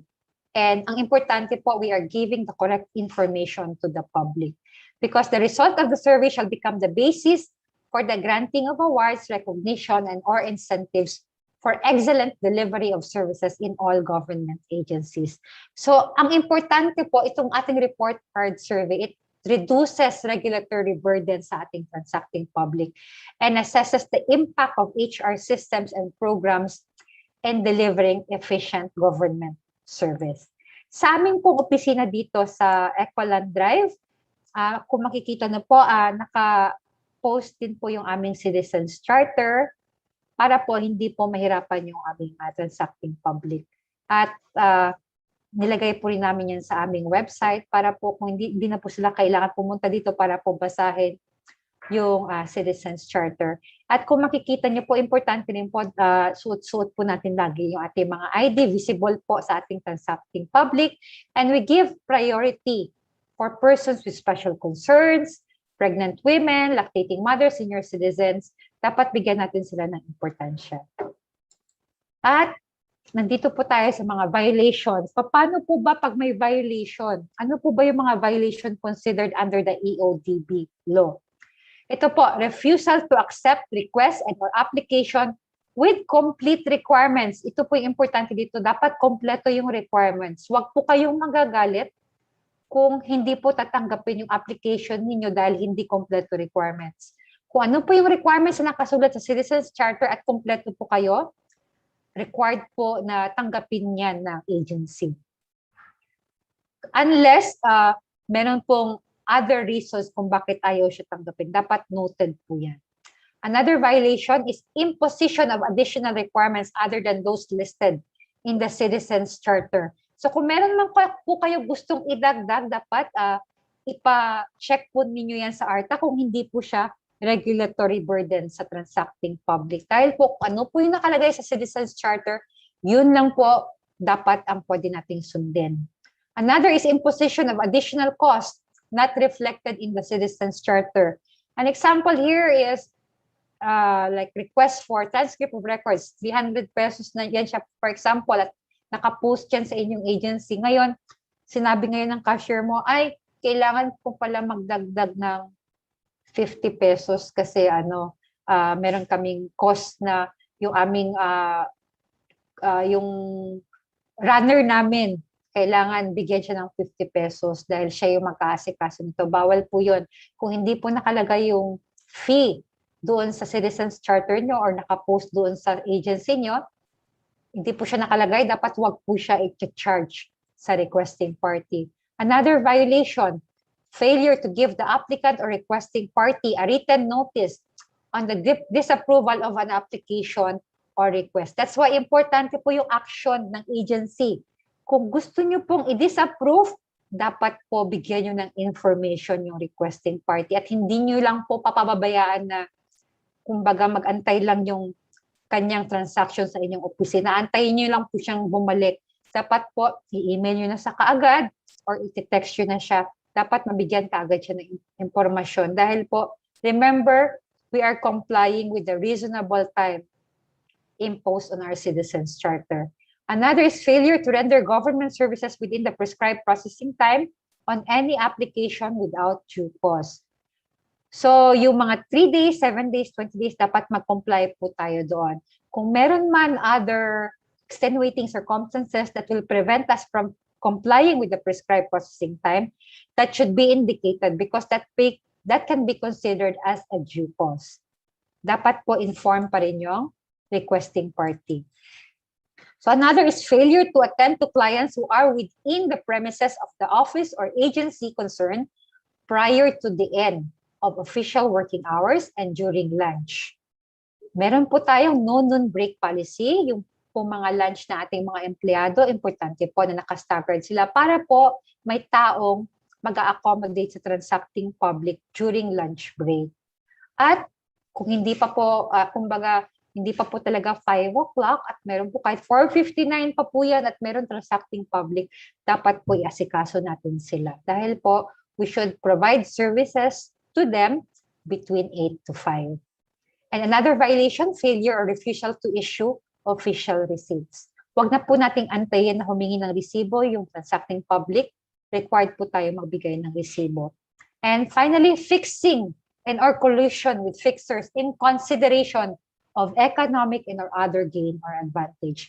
Bawal na po tayo mag-hire ng fixer. Ever since, bawal po yan. Pero mas reiterated po ngayon. Bawal po talaga na mag-hire ng fixer. Kahit po yung mga nag-work sa agency, bawal po sila to be connected with the fixer na idadaan na lang sa kanila, ipapasok na lang sa loob para mas mabilis. Bawal po yun.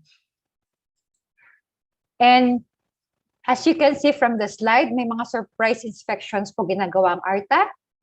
This happened a few months ago. Nag-inspect po yung ARTA sa Registry of Deeds. Ang ginawa po nila, pumasok po sila sa agency at meron pong lalaking gustong makipag-transact nearly 3 o'clock na. At sabi doon sa agency, ay cut-off time namin 3 o'clock. So, si Director Belica, ang ginawa niya, he made a virtual meeting with the Register of Deeds. And he reminded the Register of Deeds about her responsibilities under the EODB law. Na dapat po 8 to 5, magsiservisyo po tayo sa transacting public. So ARTA is very aggressive in conducting surprise visits to monitor compliance of different agencies, even in the midst of pandemic. Pandemic cannot be considered as an excuse to comply with the EODB law. So dapat po sa ating agency, gumawa po tayo ng workaround na in such a way na may mga naka-shift na 8 to 5, meron po siguro na naka-shift ng 8:30 to 5:30 para po talagang meron nag-aasikaso sa transacting public na nearly 5 o'clock na pumupunta sa inyong agency. Another surprise visit, ginawa po sa LTO Taguig. Ito po, Director 2 po ito, si Ma'am. Ang ginawa niya po, siya yun ng panggap, gusto niya mag-renew ng plaka ng kanyang sasakyan. At same thing ang nangyari, dininay po siya na i-accommodate ng agency. At again, nagkaroon ng virtual meeting. The agency head was reminded of his responsibilities under the EODB law. That's why yung pong mga nahuhuli na hindi nagko-comply, they were asked to give a notice of explanation to ARTA. Kung mapapansin niyo po, napakarami na pong ARTA complaints filed before their office.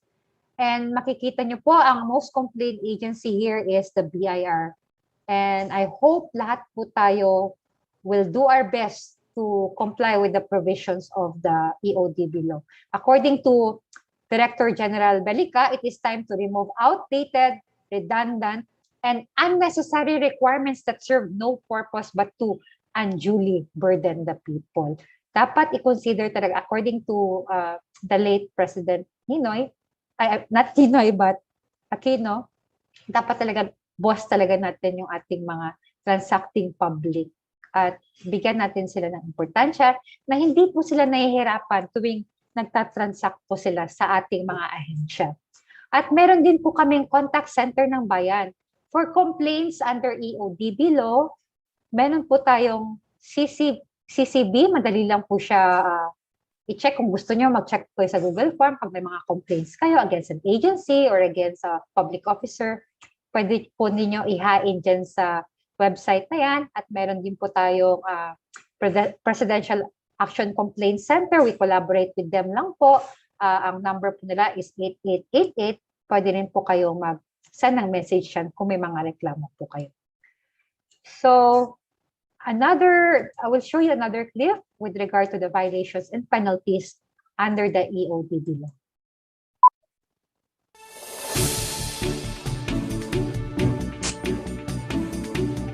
Ano ang batas kung walang kaparusahan? Hahayaan na lang ba ang mga pasaway? Sinisigurado ng ARTA, kasama ng Civil Service Commission, at Office of the Ombudsman, na ang lahat ng government agencies ay susunod sa bagong batas. The Ease of Doing Business and Efficient Government Service Delivery Act of 2018. Ang mga sumusunod ay pinagbabawal. Bawal ang pagtanggi sa aplikasyon ng walang sapat na dahilan.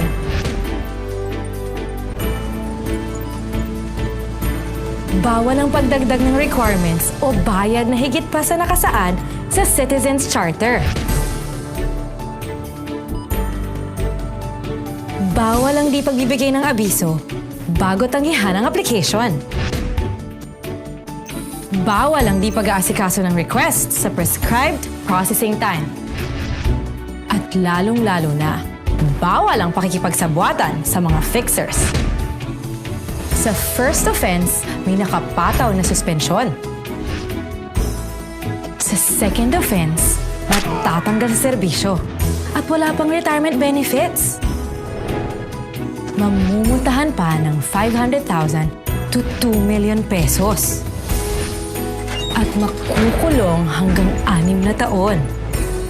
Kaya huwag kalimutan, alamin at sundin ang batas.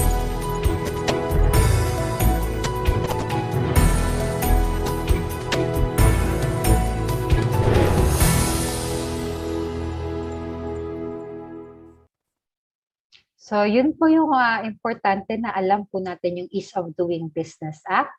Dahil po, ignorance of the law excuses no one from compliance therewith. So, kung meron po kayong mga kakilala na hindi pa po aware regarding this law, you can share the salient provisions of the EODB Act to them.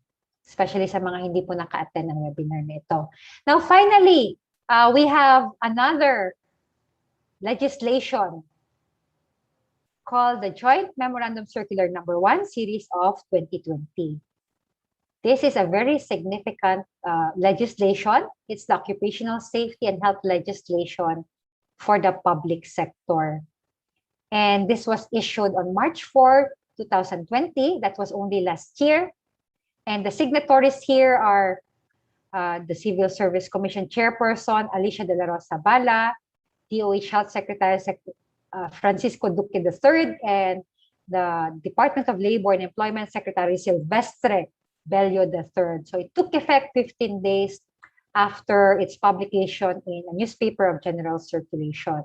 Occupational safety and health, otherwise known as OSH, plays a very important role in eliminating work hazards. With the continuous technological innovations, there is an increasing number and types of occupational hazards all workers are exposed to, especially now na nag-shift po tayo dito sa mga kumbaga virtual platforms. Kumbaga may mga hazards po na bago para sa atin dahil dati po face to face tayo, iba-iba rin po yung mga hazards na na-encounter natin tulad no mga time na nasa classroom pa po kayo. Occupational safety and health is really important. I'm not sure if you're familiar with the viral video.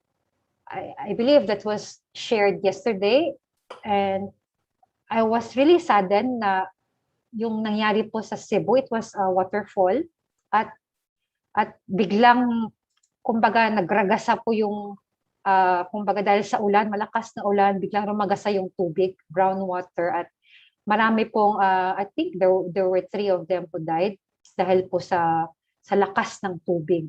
At yun po ay nangyari dahil ang nabanggit kasi nila, nagkaroon ng liguan doon ng mga pamilya at mga magkakaibigan at puti pa po yung tubig, tapos biglang rumagasa po yung brown waters, malamang galing po yung sa taas sa bundok. At naanod po, siguro mga 3 ata yung naanod na namatay. At according po doon sa mga nag-share ng experience nila, may nagbigay po yung caretaker daw po ng waterfall, nagbigay ng abiso na mag-iingat dahil may malakas na ulan yung na night before at mag-iingat dahil baka biglang may tubig na malakas na tubig na dumaan doon. At sinabihan daw po sila na dapat wag na lang maligo pero may mga ilan pa rin na naligo doon. Yun nga po ang nangyari. Very sad po. It was a tragic incident na may mga namatay doon. That's why kahit po saan tayo, whether nasa trabaho tayo, nasa bahay tayo, or even nasa labas tayo, kung namamasyal tayo, it's very important to consider our safety and our health. Importante po yung health and well-being natin. So ito pong OSH legislation for the public sector is the Occupational Safety and Health Standards for the public sector. Dahil po sa private sector, meron po tayong Labor Code of the Philippines. At ito pong JMC natin, the Joint Memorandum Circular, it aims to protect all government workers from the dangers of injury, sickness, or death in the workplace and serves as a guide for all the agencies in the government in the development, implementation, monitoring, and evaluation of OSH for government workers. So sino po ba ang covered ng OSH legislation natin for the public sector. According po sa Constitution natin, everyone has a right to a safe and healthy work environment. Kaya po, it applies to everyone in the workplace. It applies to officials and employees, whether permanent po kayo, temporary and or casual status, kahit pa po job order, contract of service, institutional and individual contractors, they are likewise covered. Importante po pag may mga contractor tayo na pinapapasok sa ating agency, we should ask them kung meron silang mga OSH programs in place. Dahil po pag meron, ibig sabihin aware sila kung anong dapat pagkaingatan nila tuwing nagtatrabaho sila sa ating agency. Remember po that agency heads, they have responsibilities under this OSH legislation. So what is their role? They should provide a reasonable working condition and ensure that the workplace is free from hazardous conditions. So ikaw po, being an employee in your agency, we should report kung ano po yung mga hazards that are present in our workplace. Dahil po yung agency head natin, they could not always roam around the work premises to check these hazards. These responsibilities can be delegated. It can be delegated to the safety and health officer. Another responsibility of the agency head is to ensure the conduct of occupational safety awareness, work hazard, analysis sessions, identification of hazards and measures, among others. I'm not sure if you're aware that the occupational safety and health under the Department of Labor and Employment, they provide free webinars for government agencies, even for the private sector, in relation to the occupational safety and health. And it is really very useful because our agency even availed of their services like a month ago, and we had like 2 webinars provided by OSHC. What's important is you are able to give them a minimum of 50 participants. So another responsibility of the agency head is to provide personal protective equipment at no cost to the worker. So depende po sa PPE required sa inyong agency. An example here is if you're working sa DPWH and you're working in the field office, dapat you are wearing the required hard hat, high visibility na vest, and steel cap boots. Sa inyo po, depende po kung ano po yung mga PPE na required sa inyo. What's important is the PPE should be of Philippine quality standard, whether local or international. And another task of the agency is to establish and adopt policies on safety peculiar to its environment. That's why you should consider kung ano po yung mga factors dapat i-consider natin when it comes to thinking whether it's safe for the workers, like gaano po karami yung mga workers doon sa workplace nyo, ano po yung mga equipment available, ano po yung mga hazards na exposed yung mga workers. Dahil po, kung may iba-iba po kayong departments, it could be na iba-iba po yung hazards that are present in those locations. And there should be a safety and health officer who should ensure that the needed OSH trainings are undertaken. That is why importante po na meron tayo OSH committee. Now, the safety and health officer, as defined under the JMC, is a person responsible for ensuring adherence to safety regulations, rules and policies, and for assessing unsafe act and environment and hazardous situations or circumstances in the workplace. It is important that you find out kung sino po sa agency ninyo ang safety and health officer. Because it is required that there should be a safety and health committee and or special investigation committee. Ang safety and health officer po is the secretary of the committee. Ano po ba yung mga submissions nila na dapat binibigay nila sa agency head? Nandito po yung annual reports and documentation on the health and safety program of the agency, and includes yung mga OSH-related activities, just like attending the webinar, safety performance, OSH committee recommendations and measures taken, survey reports, incident report on work-related injuries. Importante po yung sharing. An example po dito sa agency namin, meron po kaming kasama na na-dislocate po yung shoulder niya because he was riding a motorcycle sa gabi at meron pong bangag na nahulog siya ba sa bangag. So ang nahitabo, na-dislocate yung shoulder, he needed a surgery. So it's like a heads up to everyone in the workplace since na-share niyo yung sa amin, sa heads up to every one of us here, especially ako, naga-bike po ako. Importante na conscious tayo pag sa gabi na madilim, na basin na ibangag din ha, wat nakabantay, mahulog ta. So we become more conscious if we learn experiences like this from our colleagues. Importante po yung conversations, not only within the Safety and Health Committee, but amongst all employees in the agency. So, another responsibility of the agency head is to provide emergency medical services for all employees, maski na mga job orders na sila, when it comes to emergency hospitalization, medical supplies, and emergency kits. And ensure the institutional contractors or service providers have functional OSH policy. Mga ito akong gisulti ganina, pag meron po kayo mga contractors, you should check with them. Dapat meron po silang OSH programs in place and they should have submitted that to the Department of Labor and Employment. And ensure that emergency OSH-related services will be provided for everyone, even job order, contract of service, and or individual contract employees, such as first aid, emergency medical supplies, and emergency hospitalization assistance. Ang importante lang po dito, meron po kayong mga, kumbaga, memorandum of agreement or contract with the job contractor para po ma-identify rin po kung ano yung responsibilities ninyo pag may mga untoward incidents. As I've mentioned earlier, it is required under the GMC to have a safety and health committee in each agency.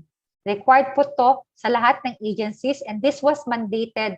This should have been composed within 6 months from the effectivity of the policy of the GMC, which was last year. So by this time, dapat meron na po tayong Safety and Health Committee. Sino po ba ang chairperson ng Safety and Health Committee? Under the GMC, the head of the agency serves as the chairperson. However, he or she may authorize a representative and that representative must hold an executive or managerial position. And sino po ba yung mga members? Kung sino po yung HRD head nyo, automatically is a member of the Occupational Safety and Health Committee. And there should be 2 representatives from the accredited employees associations or union. At kung wala po kayong association or union po, pwede po 1 representative from the first level position and another representative from the second level position. And an agency physician should be a member. In the absence of an agency physician, po pwede rin po any employee who is a graduate of a medical related course. And a representative from Local Risk Reduction and Management Council or Risk Reduction Management Officer or its equivalent. Yung secretary po is the Safety and Health Officer of the committee. Ano po ba yung mga responsibilities ng Safety and Health Officer? The SHO acts as the focal person in the implementation of programs to eliminate hazards in the workplace and to correct and or amend risky and or unsafe work processes. Siya rin po yung in charge para po mag-disseminate ng information, yung mga relevant information on OSH and to like schedule trainings for employees.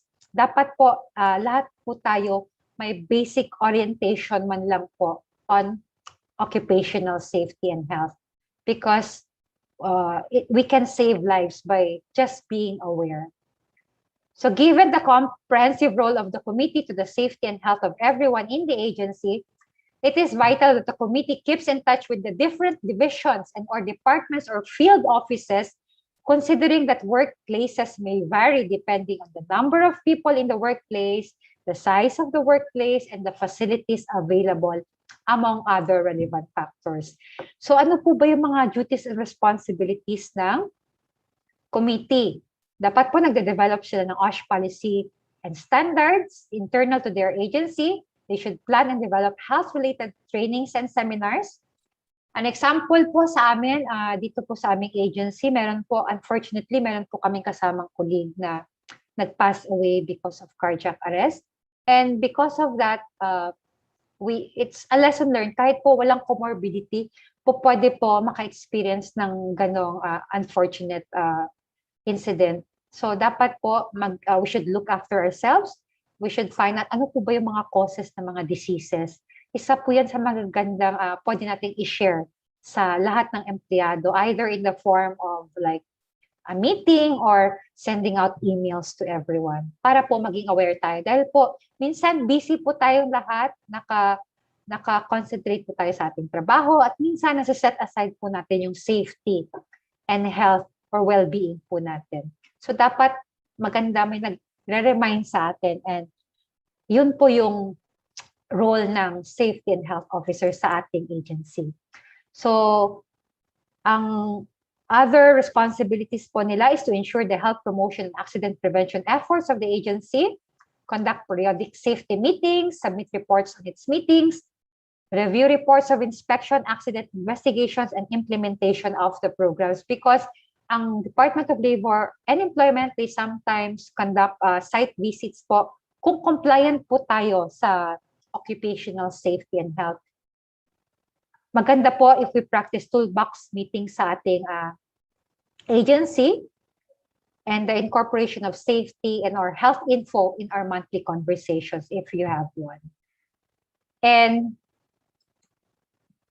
as to their additional responsibility, provide necessary support to the government inspection authorities like DOLE and initiate safety trainings on OSH and develop and maintain contingency plans and provide training seminars in handling disaster situations.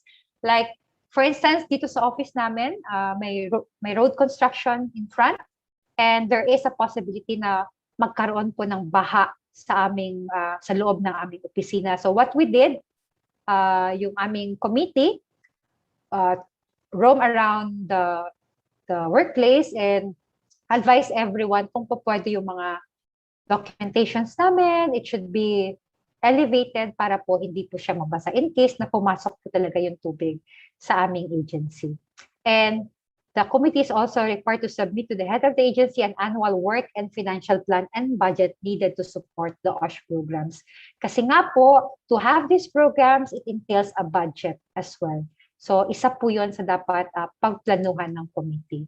Ano po ba yung mga minimum OSH programs required under the JMC? Dahil ito po, dapat existent po to sa ating agency. Dahil po ito po yung talagang required as minimum by the JMC. Dapat meron tayong occupational accident and illness prevention program, medical services assistance and rehabilitation program, occupational accident and illness surveillance program, and information and education campaign program. So ito po yung minimum prescribed OSH programs under the JMC.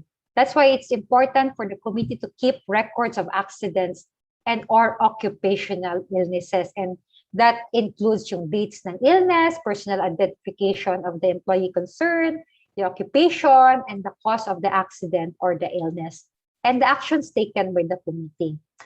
You may add more programs if you want, which is applicable to your agency. Just make sure that these programs are given priority. So consider factors such as work environment, support facilities, working hours, and breaks, among others. Make sure that all employees are availing of their leave privileges because we all need work-life balance.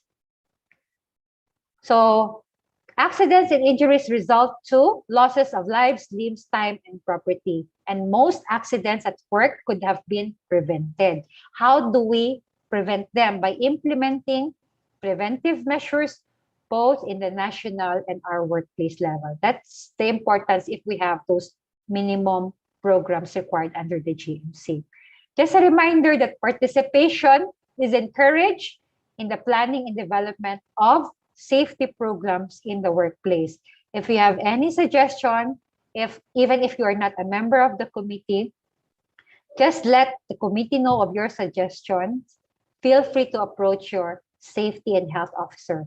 Employees must work in accordance with the safety practices and standards established by the OSH committee and report unsafe conditions and practices to the OSH committee and make suggestions. If you have one, you should always remember that in order to have a safe and healthy environment in the workplace, we should also do our part. Pag, for example, na yung mga wires exposed, and then we slip, dapat i-report natin. Kahit simple things na mga ganyan, na mga hazards, nire-report po natin sa OSH committee natin para po to prevent further accidents sa ating mga colleagues. So according to our President Rodrigo Roa Duterte, makiisa para sa isang mabilis, malinis, maasahan, at may malasakit na pamahalaan para sa maginhawang pamumuhay ng mamamayang Pilipino. And I believe that your agency, DNSC, will be able to accomplish your mission, given that you are striving to be knowledgeable of the legal updates of your roles of how to effectively function as a public officer in your agency. So far, this is my last slide.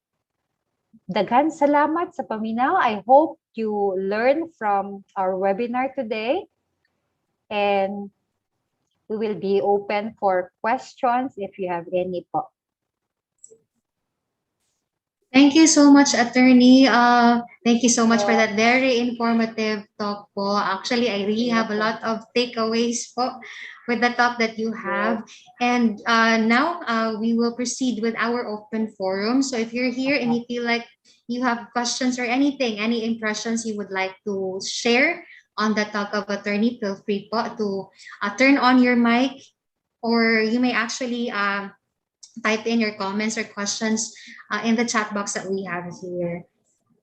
Sige po, anyone po from the meeting? By the way, we are also live in our YouTube channel. Can you like, subscribe?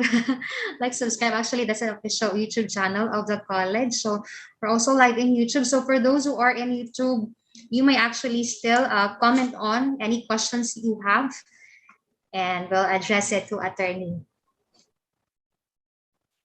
Attorney, good morning. Good morning po, Kuya.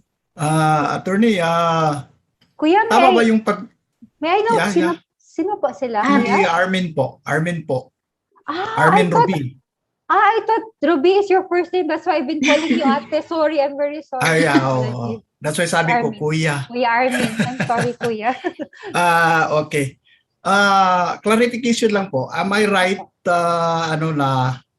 pag-intindi ko na after separation from service, regarding SALN, Apa, magfa-file pa yung nag-retire, for example. yung pong SALN na sinasabi ko, yun po yung dapat within 30 days from separation, magpa-file pa rin po kayo ng SALN. Pero po yung 1 year na sinasabi ko, yun po yung mga prohibition, yun po yung mga practice of profession or being engaged in Okay an po. enterprise. Yun po yun. Magkaiba po sila. So before Sa retirement, magpa-file.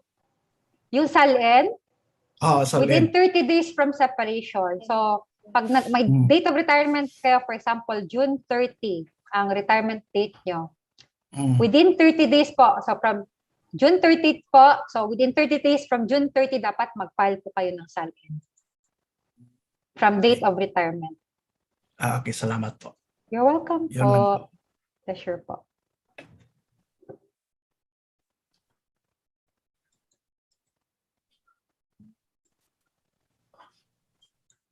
Good morning. Good morning Good morning, po. Attorney. I'm Good sorry. morning, Ma'am Joy.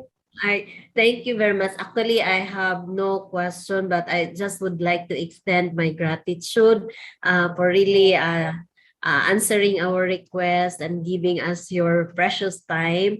I know that a lot of us learned so many things this morning, and although from time to time nawawala po ako kasi may mga bisita from the province, but definitely kaya nga sabi ko kanina, dami kong dapat we really have to make sure na we are compliant to the requirements and the standards provided to us, and the safety of also of our mga employees here in the college, and even yung mga construction workers namin, because right now we have many ongoing constructions inside the college, so we need to ensure and to make sure na we are compliant. So thank you very much for, although some of us would say na alam na namin to, but there's really a need for us to be reminded, and the responsibilities being government employees, a civil servant, and not only that, yung as an individual, kasi yun nga, sometimes we forget, okay na lahat, considering na ngayon it's pandemic,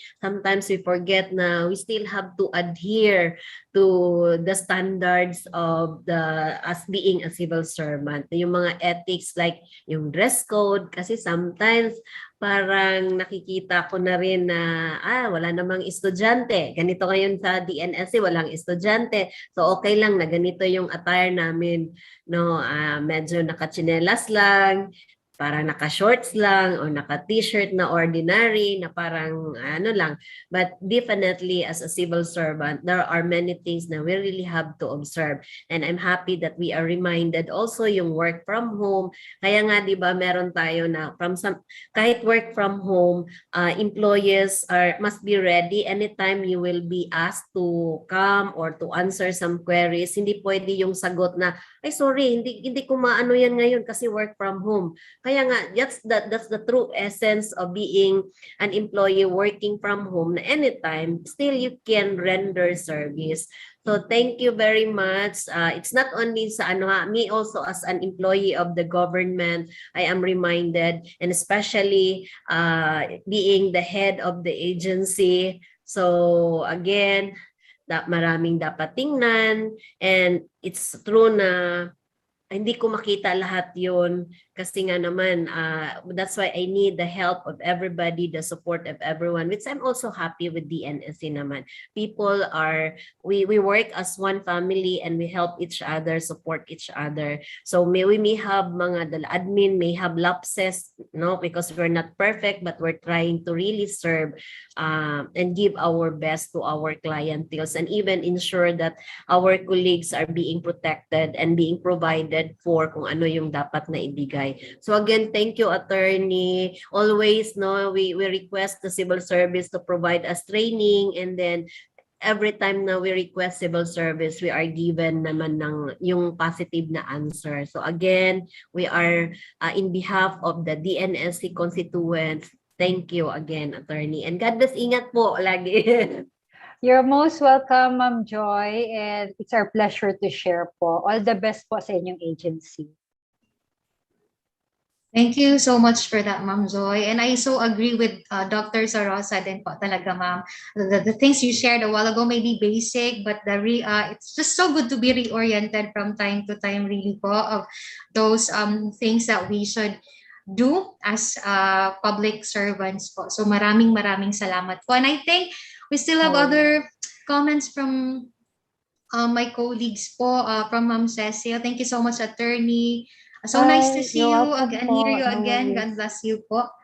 And marami pong nag-thank you, marami pong salamat. And if there are still other impressions, questions from my colleagues, you may turn on your mics po.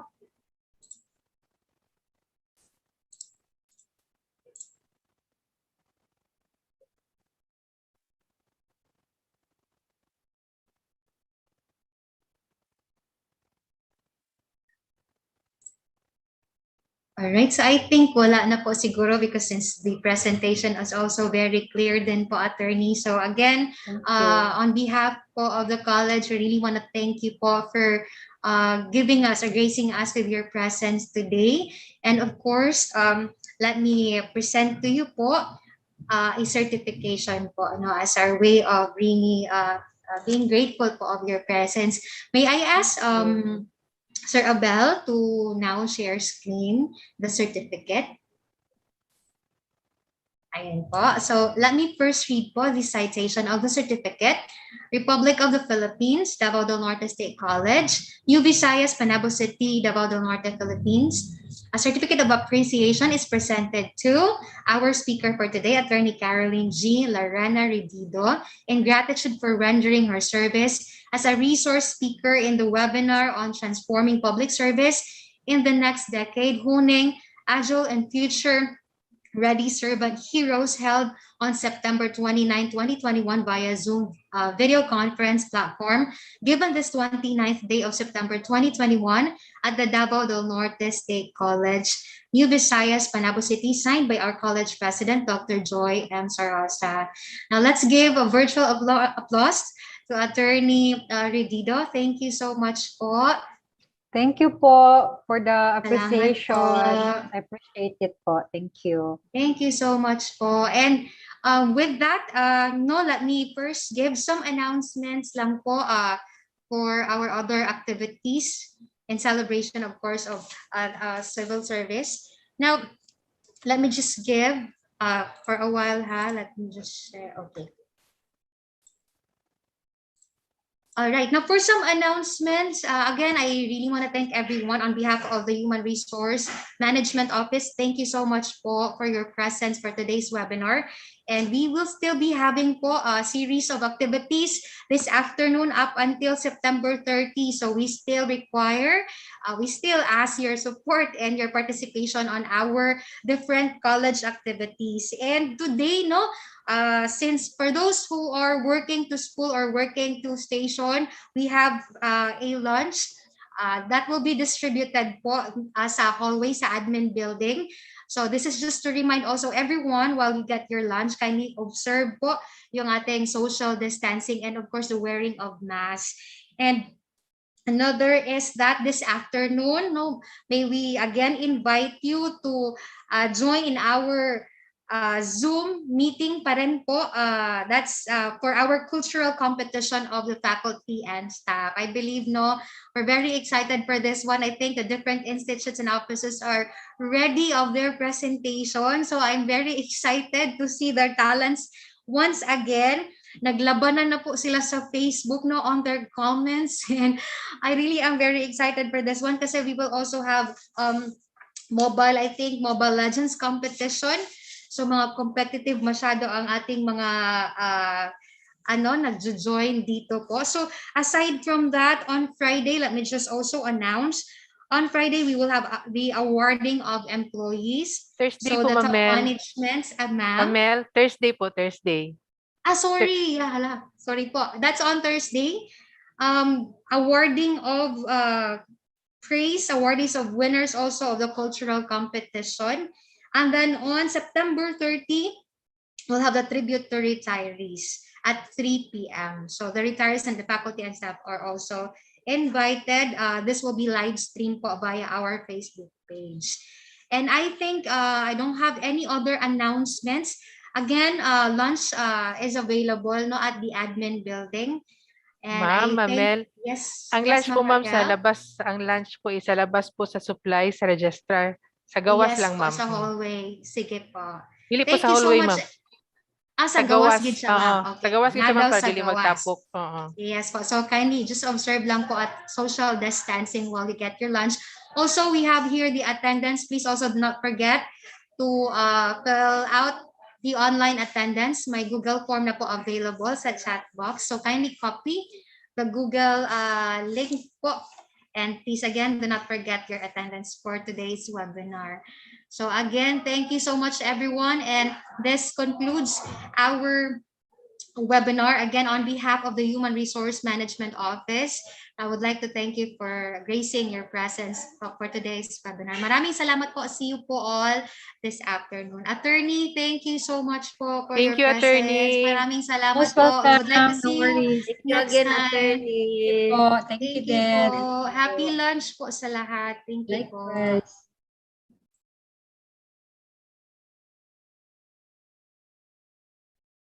Ma'am Mel,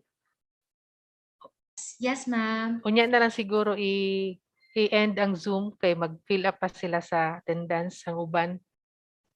Yes, sige po. Ay, by the way po, for those who are still in the Zoom meeting, okay, anyway, sige na lang po. This is recorded naman din, ma'am, no, for the documentation. Taking. Sige po. Dili daw ma-open ang link. May we ask, Abel? Baka naka-ano ang permission sa link? Basig naka-DNSC lang. DNSC account lang pwede mo open. Ito na lang. So, need ang Dapat DNSC link. account po.